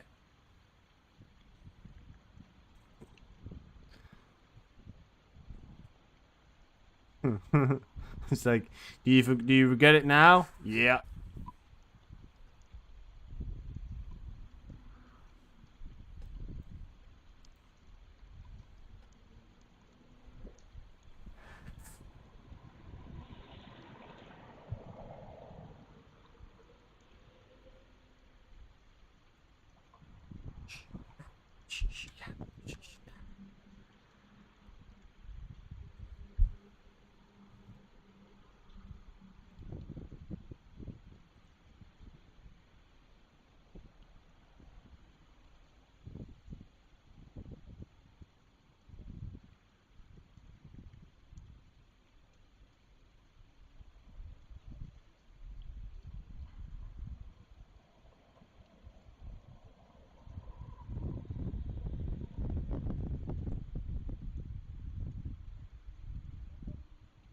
Large S-400 deployment at Roston Airport. I've never seen 10 Tel-40 missiles at one site. Right.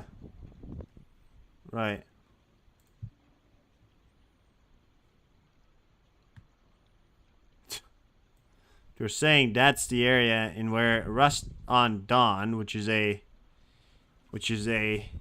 airport very close to the Ukrainian border. As you can see, Ukraine's right there. They've placed so many air defense systems at just that area alone, because they probably house some important planes right there, don't you think? I think they do. Yemen doing something? No, it's the Iranian-backed terrorist organization, how it's operating within Yemen, has declared war on Israel.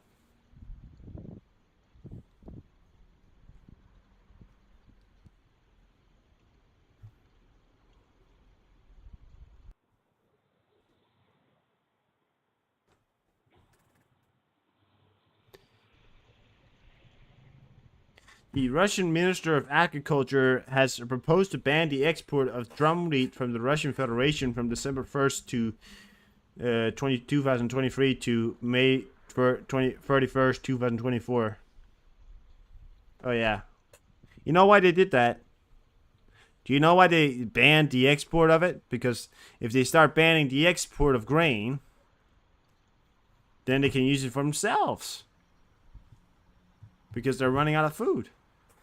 They're running out of all the basic things you need to make anything that turn into be some kind of World War II bread competition. And that's the thing.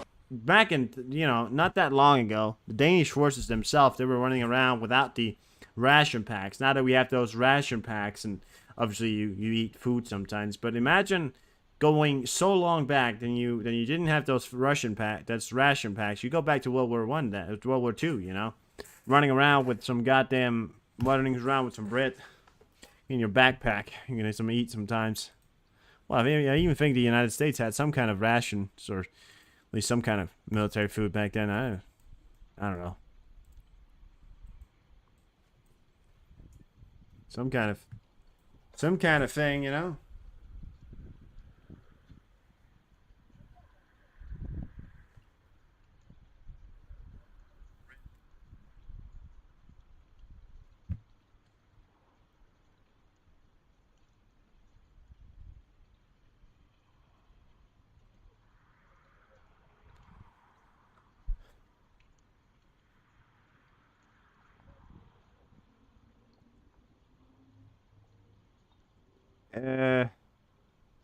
Everyone is tired of the war in Ukraine. Italian Prime Minister Giorgia Meloni got tricked by Russian pranksters who posed as head of African Union Commission.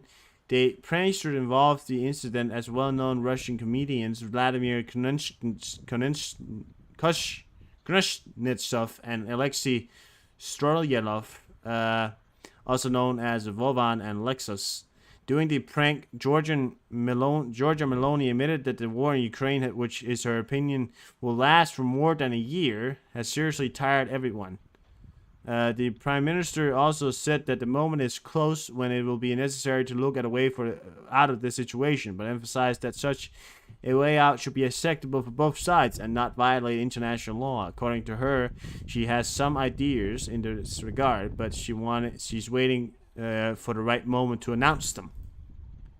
I hate the fact that people are giving up on Ukraine. It's like, come on, it took 5 years to defeat the Nazis. It took 6 years, to defeat the goddamn Nazis. It took more than that to do other things, and it's like, yeah, war's costly. Yeah, it's gonna make you tired. Yeah, it's gonna make you fucking wish that you weren't there. Yeah, war's not fun. Okay? Yeah, it's not fun. But just stop being so goddamn tired. Get some sleep if that's what your problem is. World Health Organization spokesman. We have been called for 3 weeks to deliver and more to deliver aid to Gaza hospitals, but we have not succeeded. The aid entering Gaza is a drop in the ocean of needs.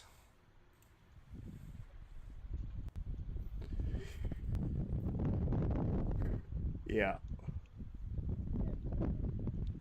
Oh, look at that. Look at that. Would you look at that?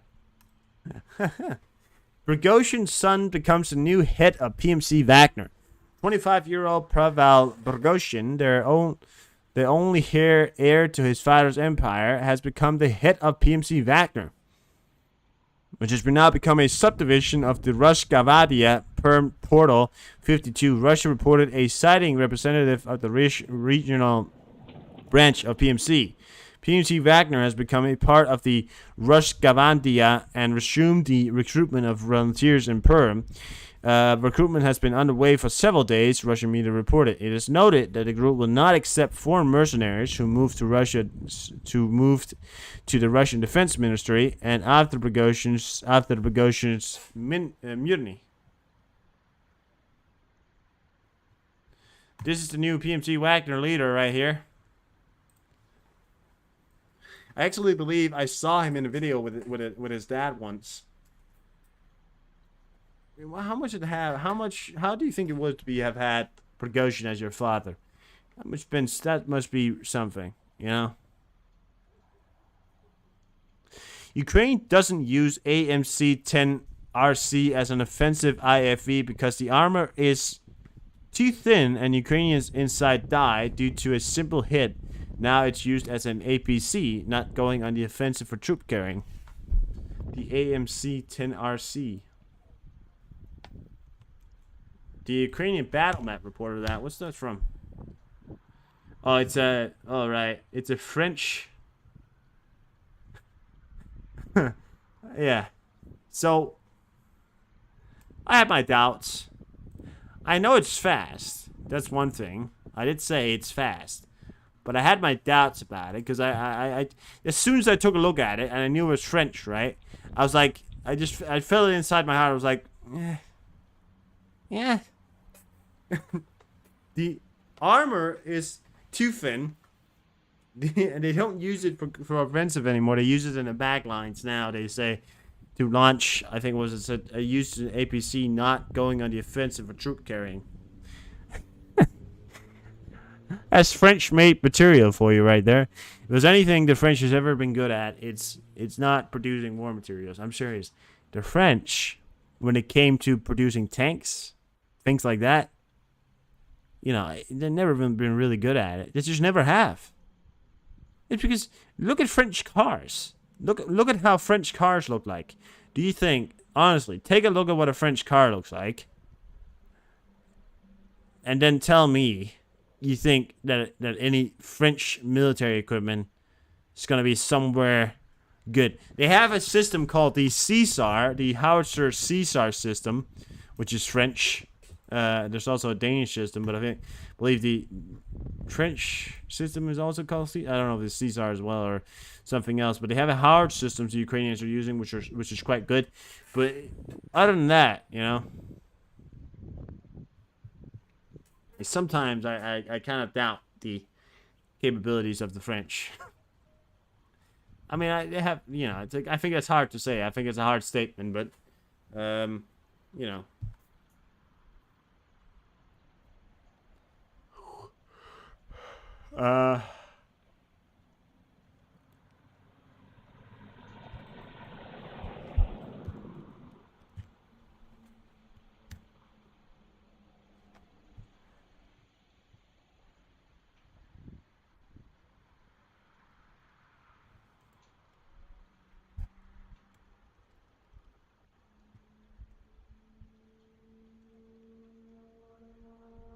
Surprisingly little amount of air raid activity today, I'd say. I just wanted to take a look.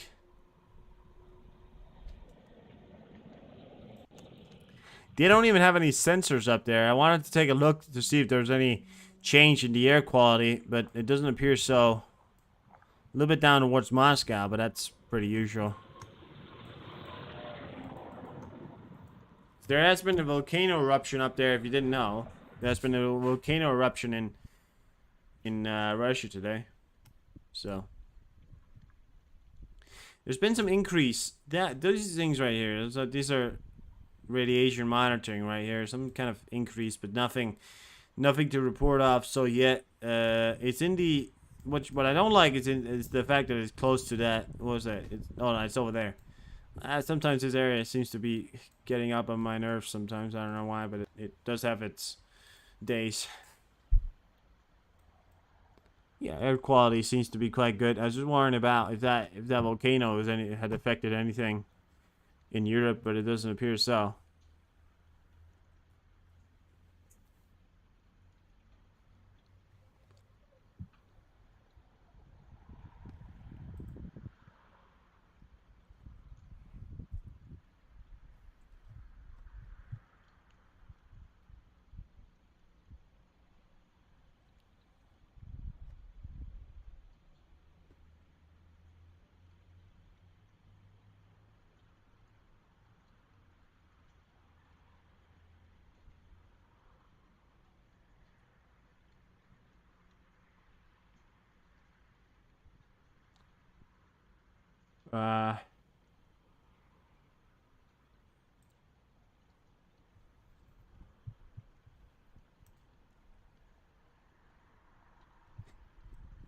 There you have it. Israel has continued to advance towards the coast south of Gaza City. They're at less than 800 meters from cutting Gaza in two. Oh, look at that, 800 meters. They've also made progress along the coast to the north, as well as advancing within Beit Hanun. They are in this full-scale elevation at this point. You know, look at that. They're fast. They really are. I think these are the lines that we had yesterday, probably, or something like that. Or maybe not. I don't know. But they're fast. They really are fast. I think those lines are what we had yesterday. And then I think these are the new lines. So they have made advancements all along. But also to just the fact that they continue to push troops in. They continue to have troops in the area. At a cost, but, you know. Can't avoid that, obviously. But look at that, you know. Look at that. So close. They're cutting off the coast completely. I reckon when they're done here, they're going to push up as well. I reckon when they're done right there, they're going to push up, try and meet these guys. I reckon they're going to cut off Gaza completely from the coast. That's the kind of invasion that I think we're hoping for, or at least looking at. But when they get to cut off the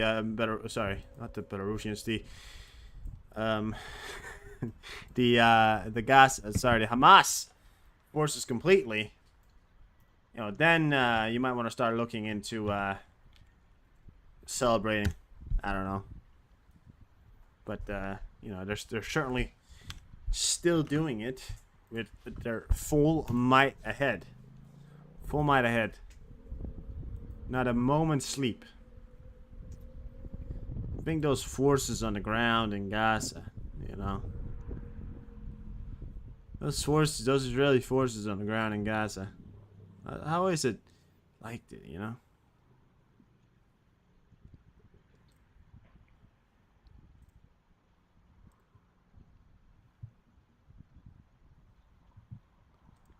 I don't know.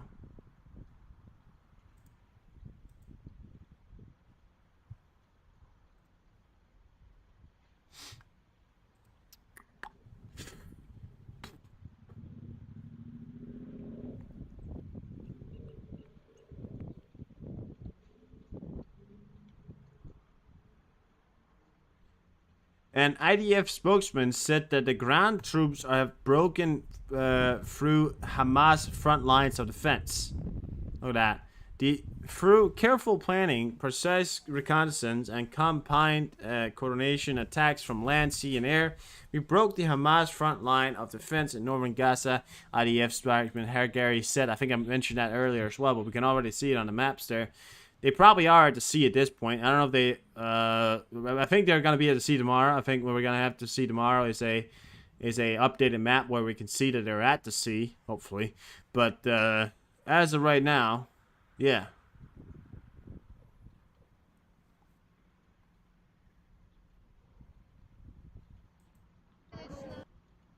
Oh, look at that.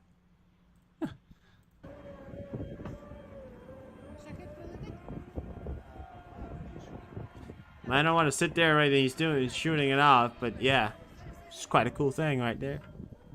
Got a Humvee style to it, but look at that. What's that? That's the American Air Defense System M1097. Avenger. It's called Avenger, right? It's in service with the Armed Forces of Ukraine. Well, well, well. America. It's America. Is that? No, that's from Ukraine.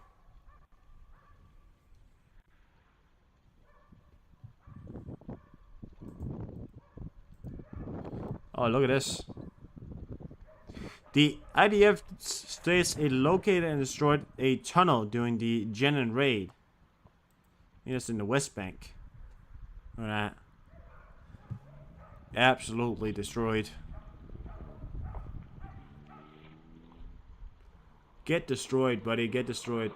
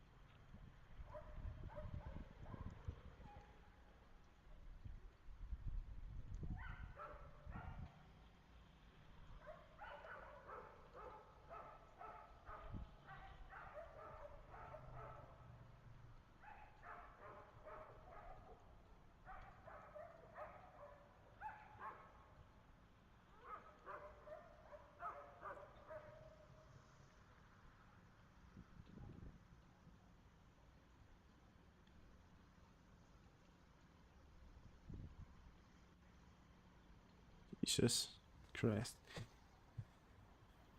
All right.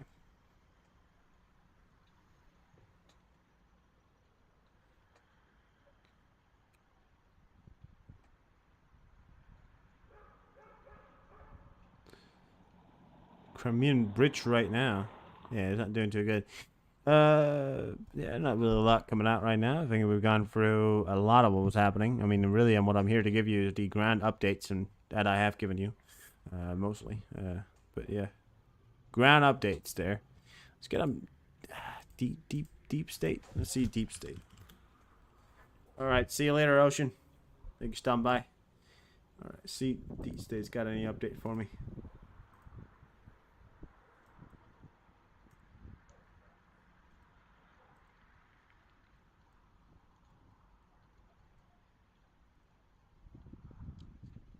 Further advancements from the Ukrainians today, or at least yesterday, taking back this area completely, and that village is theirs. It appears that the village of whatever that is, I think it's Robottani, is completely theirs now. Or, yeah. I think it is. Completely theirs. At this point. I can't actually see that, but yeah. I have to take back that West Bank right there. Push them back. Continue to push them back and back.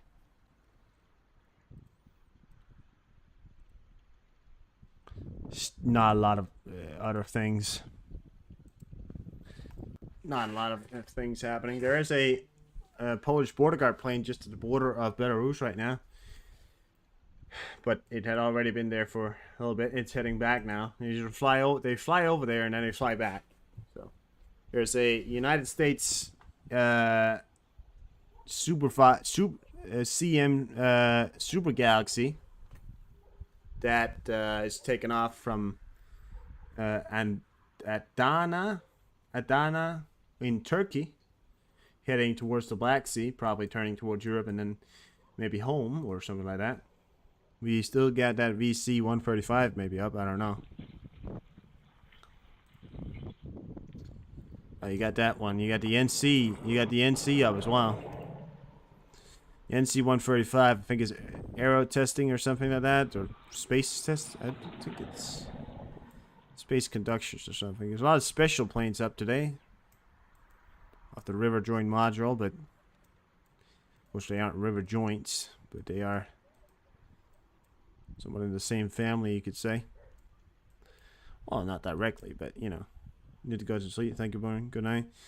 Good night, Desire. Have a good night. Thank you for stopping by. We are. Of course.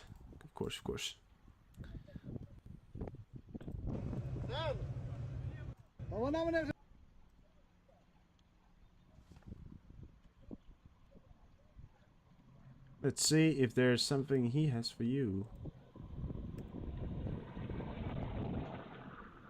Alright, well, we got flash news latest update, so we can get that up for you as well right here. 5 minutes, so we can get that up for you.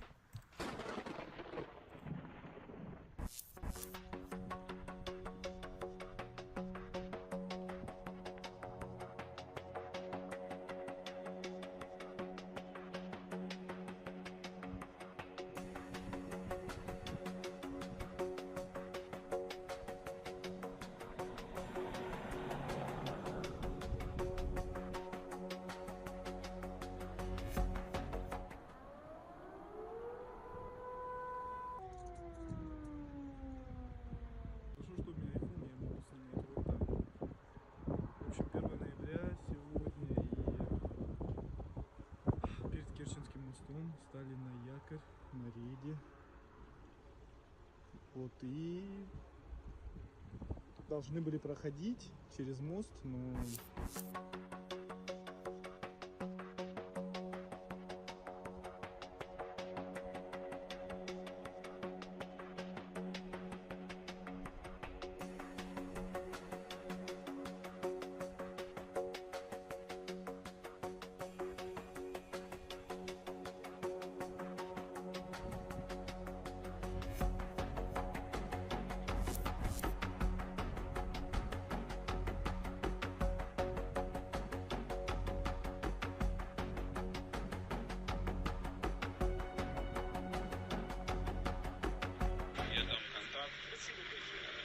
Напиши мне его телефон, наберет, заключит с ним договор от медиаобороны на волонтерство, пропишет, что ему надо привезти, чтобы сейчас так нельзя не выехать, не заехать. Раз.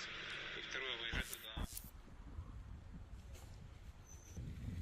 Меня трясет просто, мне...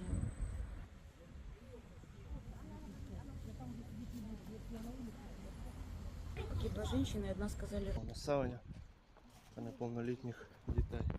Сідаєш? Влад, щоб ви сіли, а ви закрили капсулу, я двері відвинув.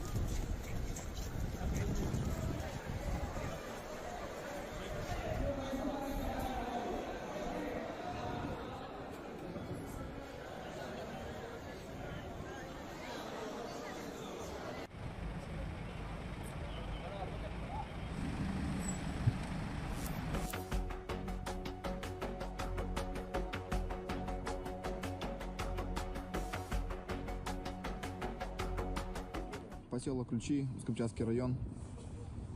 1 ноября 2023 года произошел мощнейший пепловый выброс на вулкане Ключевская сопка.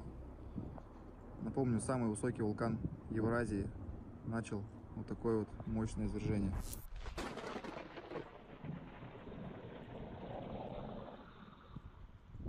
There you have it. That's a pretty good update for you right there as well. So we can get that squared off. News on that one. Pentagon unveils a new UFO reporting. Oh my god. Jesus Christ, dude. It's, yeah.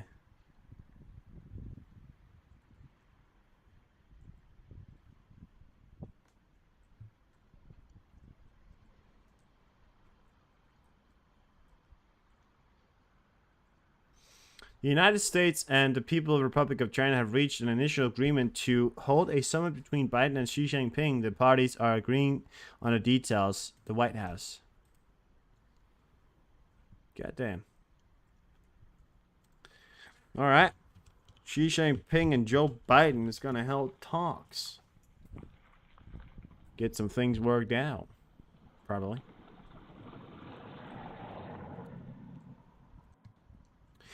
Let's get you the latest from Zelensky, shall we?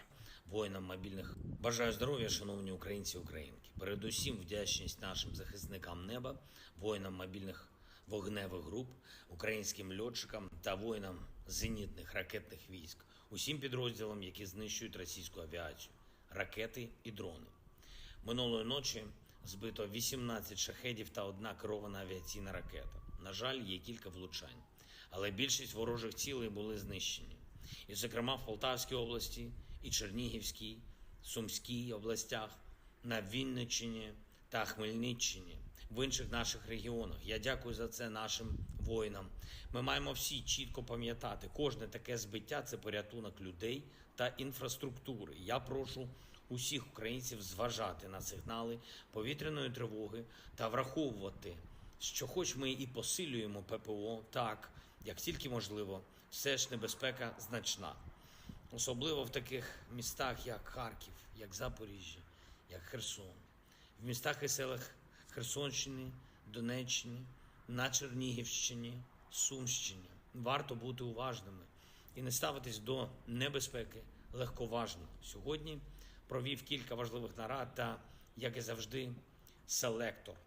Військові, розвідка, урядовці, відповідальні за ситуацію в регіонах. Провів також нараду з нашою командою, яка представляла Україну на зустрічі радників щодо формули миру. Ми обговорили основні деталі та результати цього саміту. Певні речі дуже корисні для України, для міжнародного права загалом. Ми поки не оприлюднюємо. Причина, вона зрозуміла, не даємо шансу Росії зірвати наші міжнародні зусилля. Але можу сказати, що ця вже третя зустріч радників стала ще сильніше, ніж 2 перед нею. Продовжила консолідацію світу. Є підсумковий документ співголів зустрічі радників на Мальті. І є багато сигналів від представників держав, зокрема глобального півдня, та наших партнерів в Європі, в Америці, які підтверджують правильність нашого курсу на об'єднання світу навколо формули миру, щоб принципи чесного миру, повного відновлення сили міжнародного права були спільним планом світової більшості. Визначили сьогодні на нараді основні кроки, які будемо робити наступними місяцями, щоб додати ще нового змісту щодо формули миру. Ще одна дуже важлива річ. Сьогоднішній день має особливий геополітичний та ціннісний сенс. Цей день, 1 листопада, відзначається фактично як народження Європейського Союзу.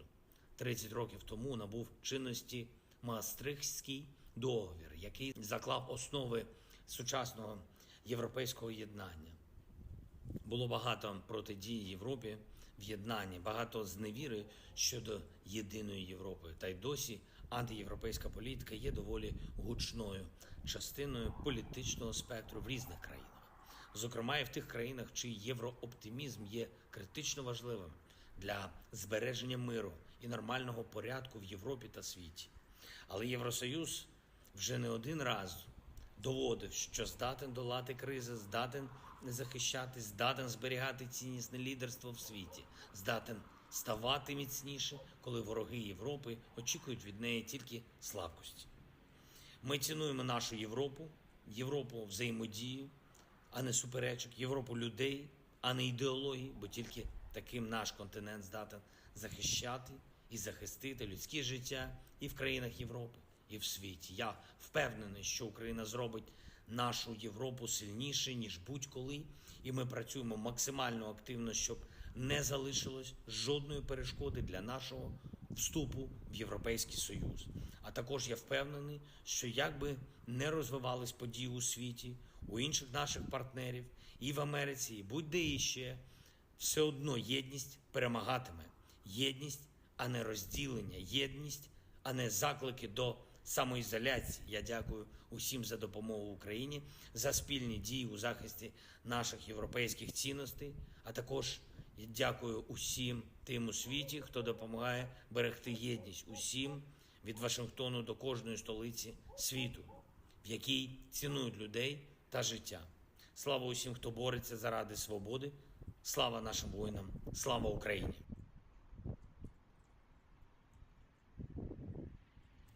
There you have it. That is Zelensky for you. Thank you very much, Zelensky, the man, the myth, the legend. Bажаю здоров'я, шановні Okay, українці. thank you, Zelensky. No, it is enough, Zelensky. We have heard you talk. Okay, relax now. Okay, heard you talk. Relax. Israel is about to cut Gaza in half. The Israel army has the last kilometer left to separate the northern part of the Gaza Strip to Gaza Valley. Yeah, we said that. We said that. Commandant of the U.S. Marine Corps, General Eric M. Smith, is now reported to be in a stable condition and recovering from hospital near Washington, D.C. following a heart attack he suffered on Sunday evening while on his nightly run near his home on Marine Barracks, Washington. General Swift will hopefully be returning to work in the next few weeks. That motherfucker's going to be work tomorrow. He's a Marine. He's not just a Marine, he's the leader of the Marines. Hoorah! Heart attack. Heart attack. That's for wimps. Can't believe the general of the Marines got a heart attack. What a wimp.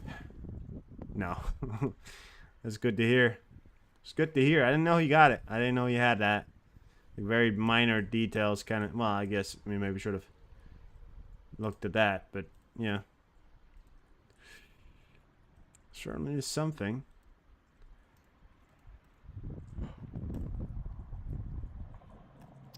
President Biden and other U.S. officials reportedly do not believe that Israel Prime Minister Benjamin will survive the political fallout of the October 7th attack, with Biden telling Netanyahu that he expects him to be removed from Prime Minister by his party in the month ahead. Due to this possibility, officials in Biden administration are claiming to be in contact with National Unity Chairman Benny Gantz, former Prime Minister Naftali Bennett, and leader of opposition Yair Lapid, as they believe one of them may replace Netanyahu when the time comes. So they believe that he's too rough. They believe that Netanyahu might be too rough. I can't disagree. Russian air defense will need 20 days to shoot down all Ukrainian F-16, Shogi said. Yeah, right. Yeah.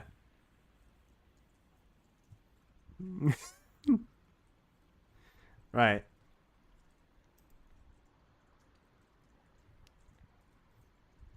Right. Oh, that's funny. That's a good joke, Shogi. Oh my god.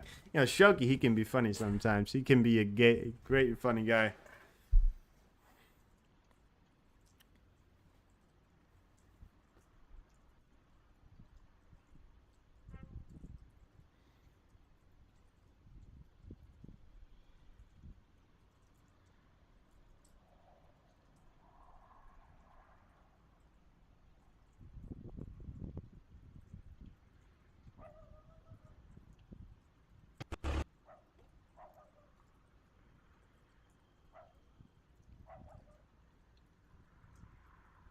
wonderful comedian.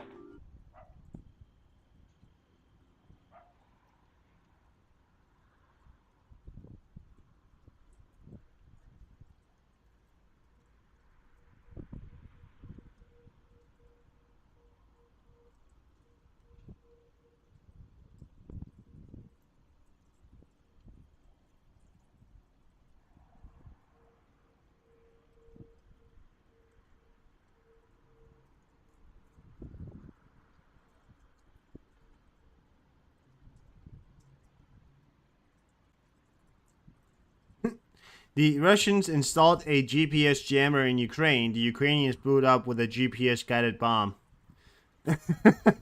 That's the that's what you get.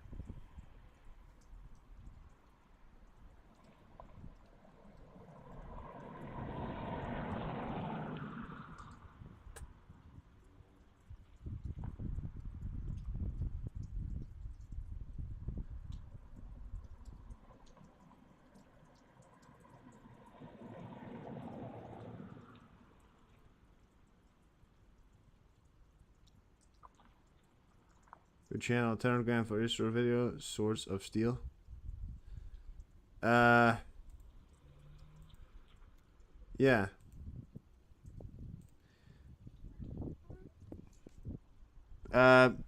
Free speech. I'm gonna have to delete your thing there. Please do not mention other people's channels or any kind of shout out to anybody else unless it's somebody I want to shout out or something like that, or say or promote or something like that. So please don't say other people's channels. Ukraine needs to expand the category for citizens who can be called up for training or mobilization. He stated that the war is transitioning into a potential phase with the prolonged statistic battles, which is advantageous to the adversary. Zelensky also outlined the factors Ukraine needs for victory. Russia advanced... oh, sorry.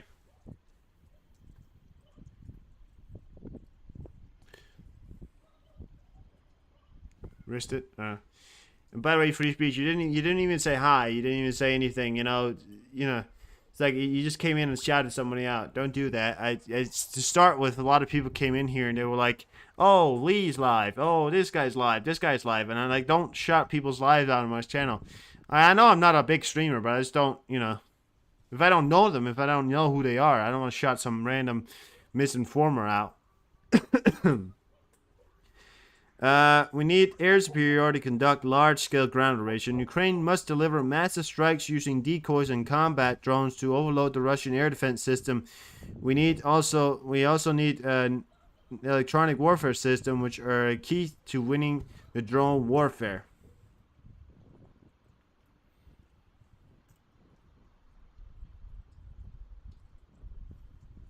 No, yeah, free speech applies to everyone, but that's not how it works in here. Can't just go around saying that.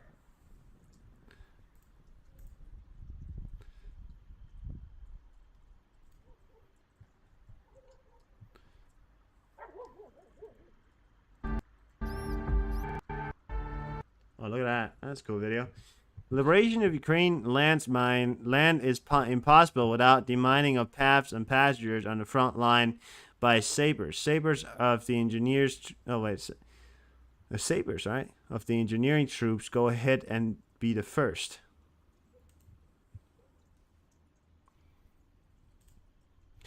If every time... Listen... Every fucking time an American gets told he can't do something, they always bring up, oh, it's free speech. Fuck off, okay? I don't give a fuck. No, seriously. Every time an American gets told they can't do something, they always say, oh, it's free speech. Yeah. We have free speech in Europe too, okay?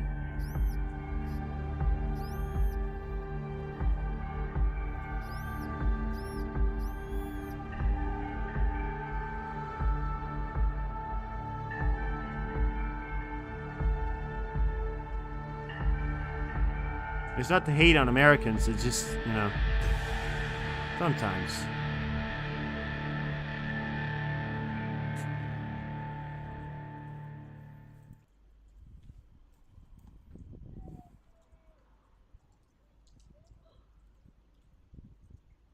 It's just sometimes, you know, sometimes I'm sorry. I don't know.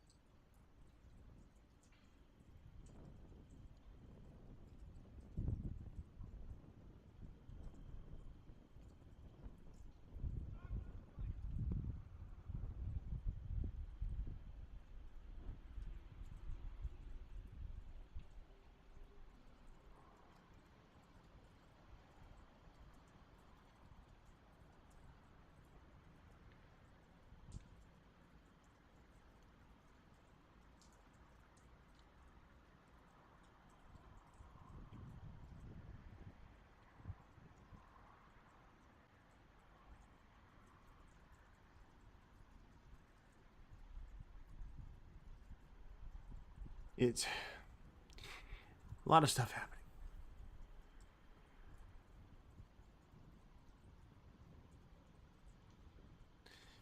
Yeah, it is. Yeah, it is kind of rude when people start shouting out things that, you know, isn't. Yeah. I louder at first, and then eventually I started to sort of like it, especially because I had another mod in here, you know, a long time ago, you know, and he kept saying he kept just going like, oh, I'm gonna go live soon. I'm probably gonna go live soon. Oh, I'm probably gonna cover it soon. I'm probably gonna go live soon. And then as soon as I told him, oh yeah, you know, that was during the time when we had like 30 viewers, like average, right? And then I told him, you know, please don't say you're gonna go live, and please don't always shout out your channel in here and do all that kind of stuff and say you're gonna start shouting everything out. And then he said, oh, you know, okay, well fine. And then all of a sudden after that, they went 2 days after that, he got mad that he couldn't shout out his channel and blocked me on Twitter and never come in since, just because he couldn't shout out his channel, you know? Like, just because he couldn't shout out his channel, he got so mad at me that he started to, he blocked me on Twitter, said I was stupid, and you know.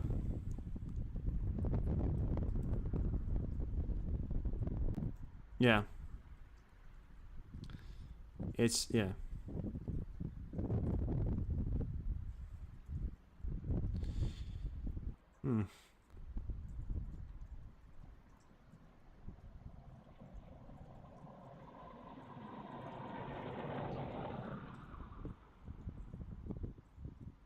It's quite ridiculous.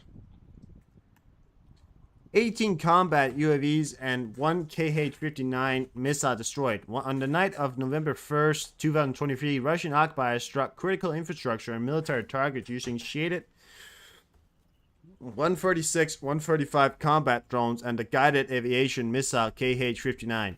The launch of the area of the KH-59 and some shaded drones was in Kursk in region of Russia, while the rest of the hostilities combat UAVs attacks from the southeast Promensk, Task, Russia. There's all these names I can't pronounce. In total, 18 out of the 20 shaded drones, combat drones, were shut down. Additionally, the guided aviation missile KH-59 was also destroyed. So 2 of the drones landed. The other 18 of them got completely destroyed. Another proof to you there that Ukrainians know what they're doing. More than so. Yeah. Well, I think we're gonna end the stream here. I'm done. I don't have much more for you.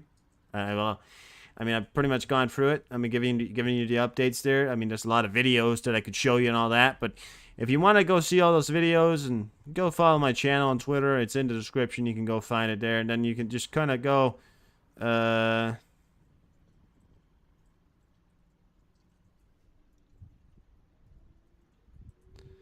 you can will go to my what the fuck? Thank you. Go to my channel. What the fuck is this video even? Go to my channel on Twitter. You can find all kinds of videos that I'm gonna upload. You know, some things I can't show on YouTube, but also some cool videos from the Ukrainians and all that. If that's what you want to do. Thank you for being here. And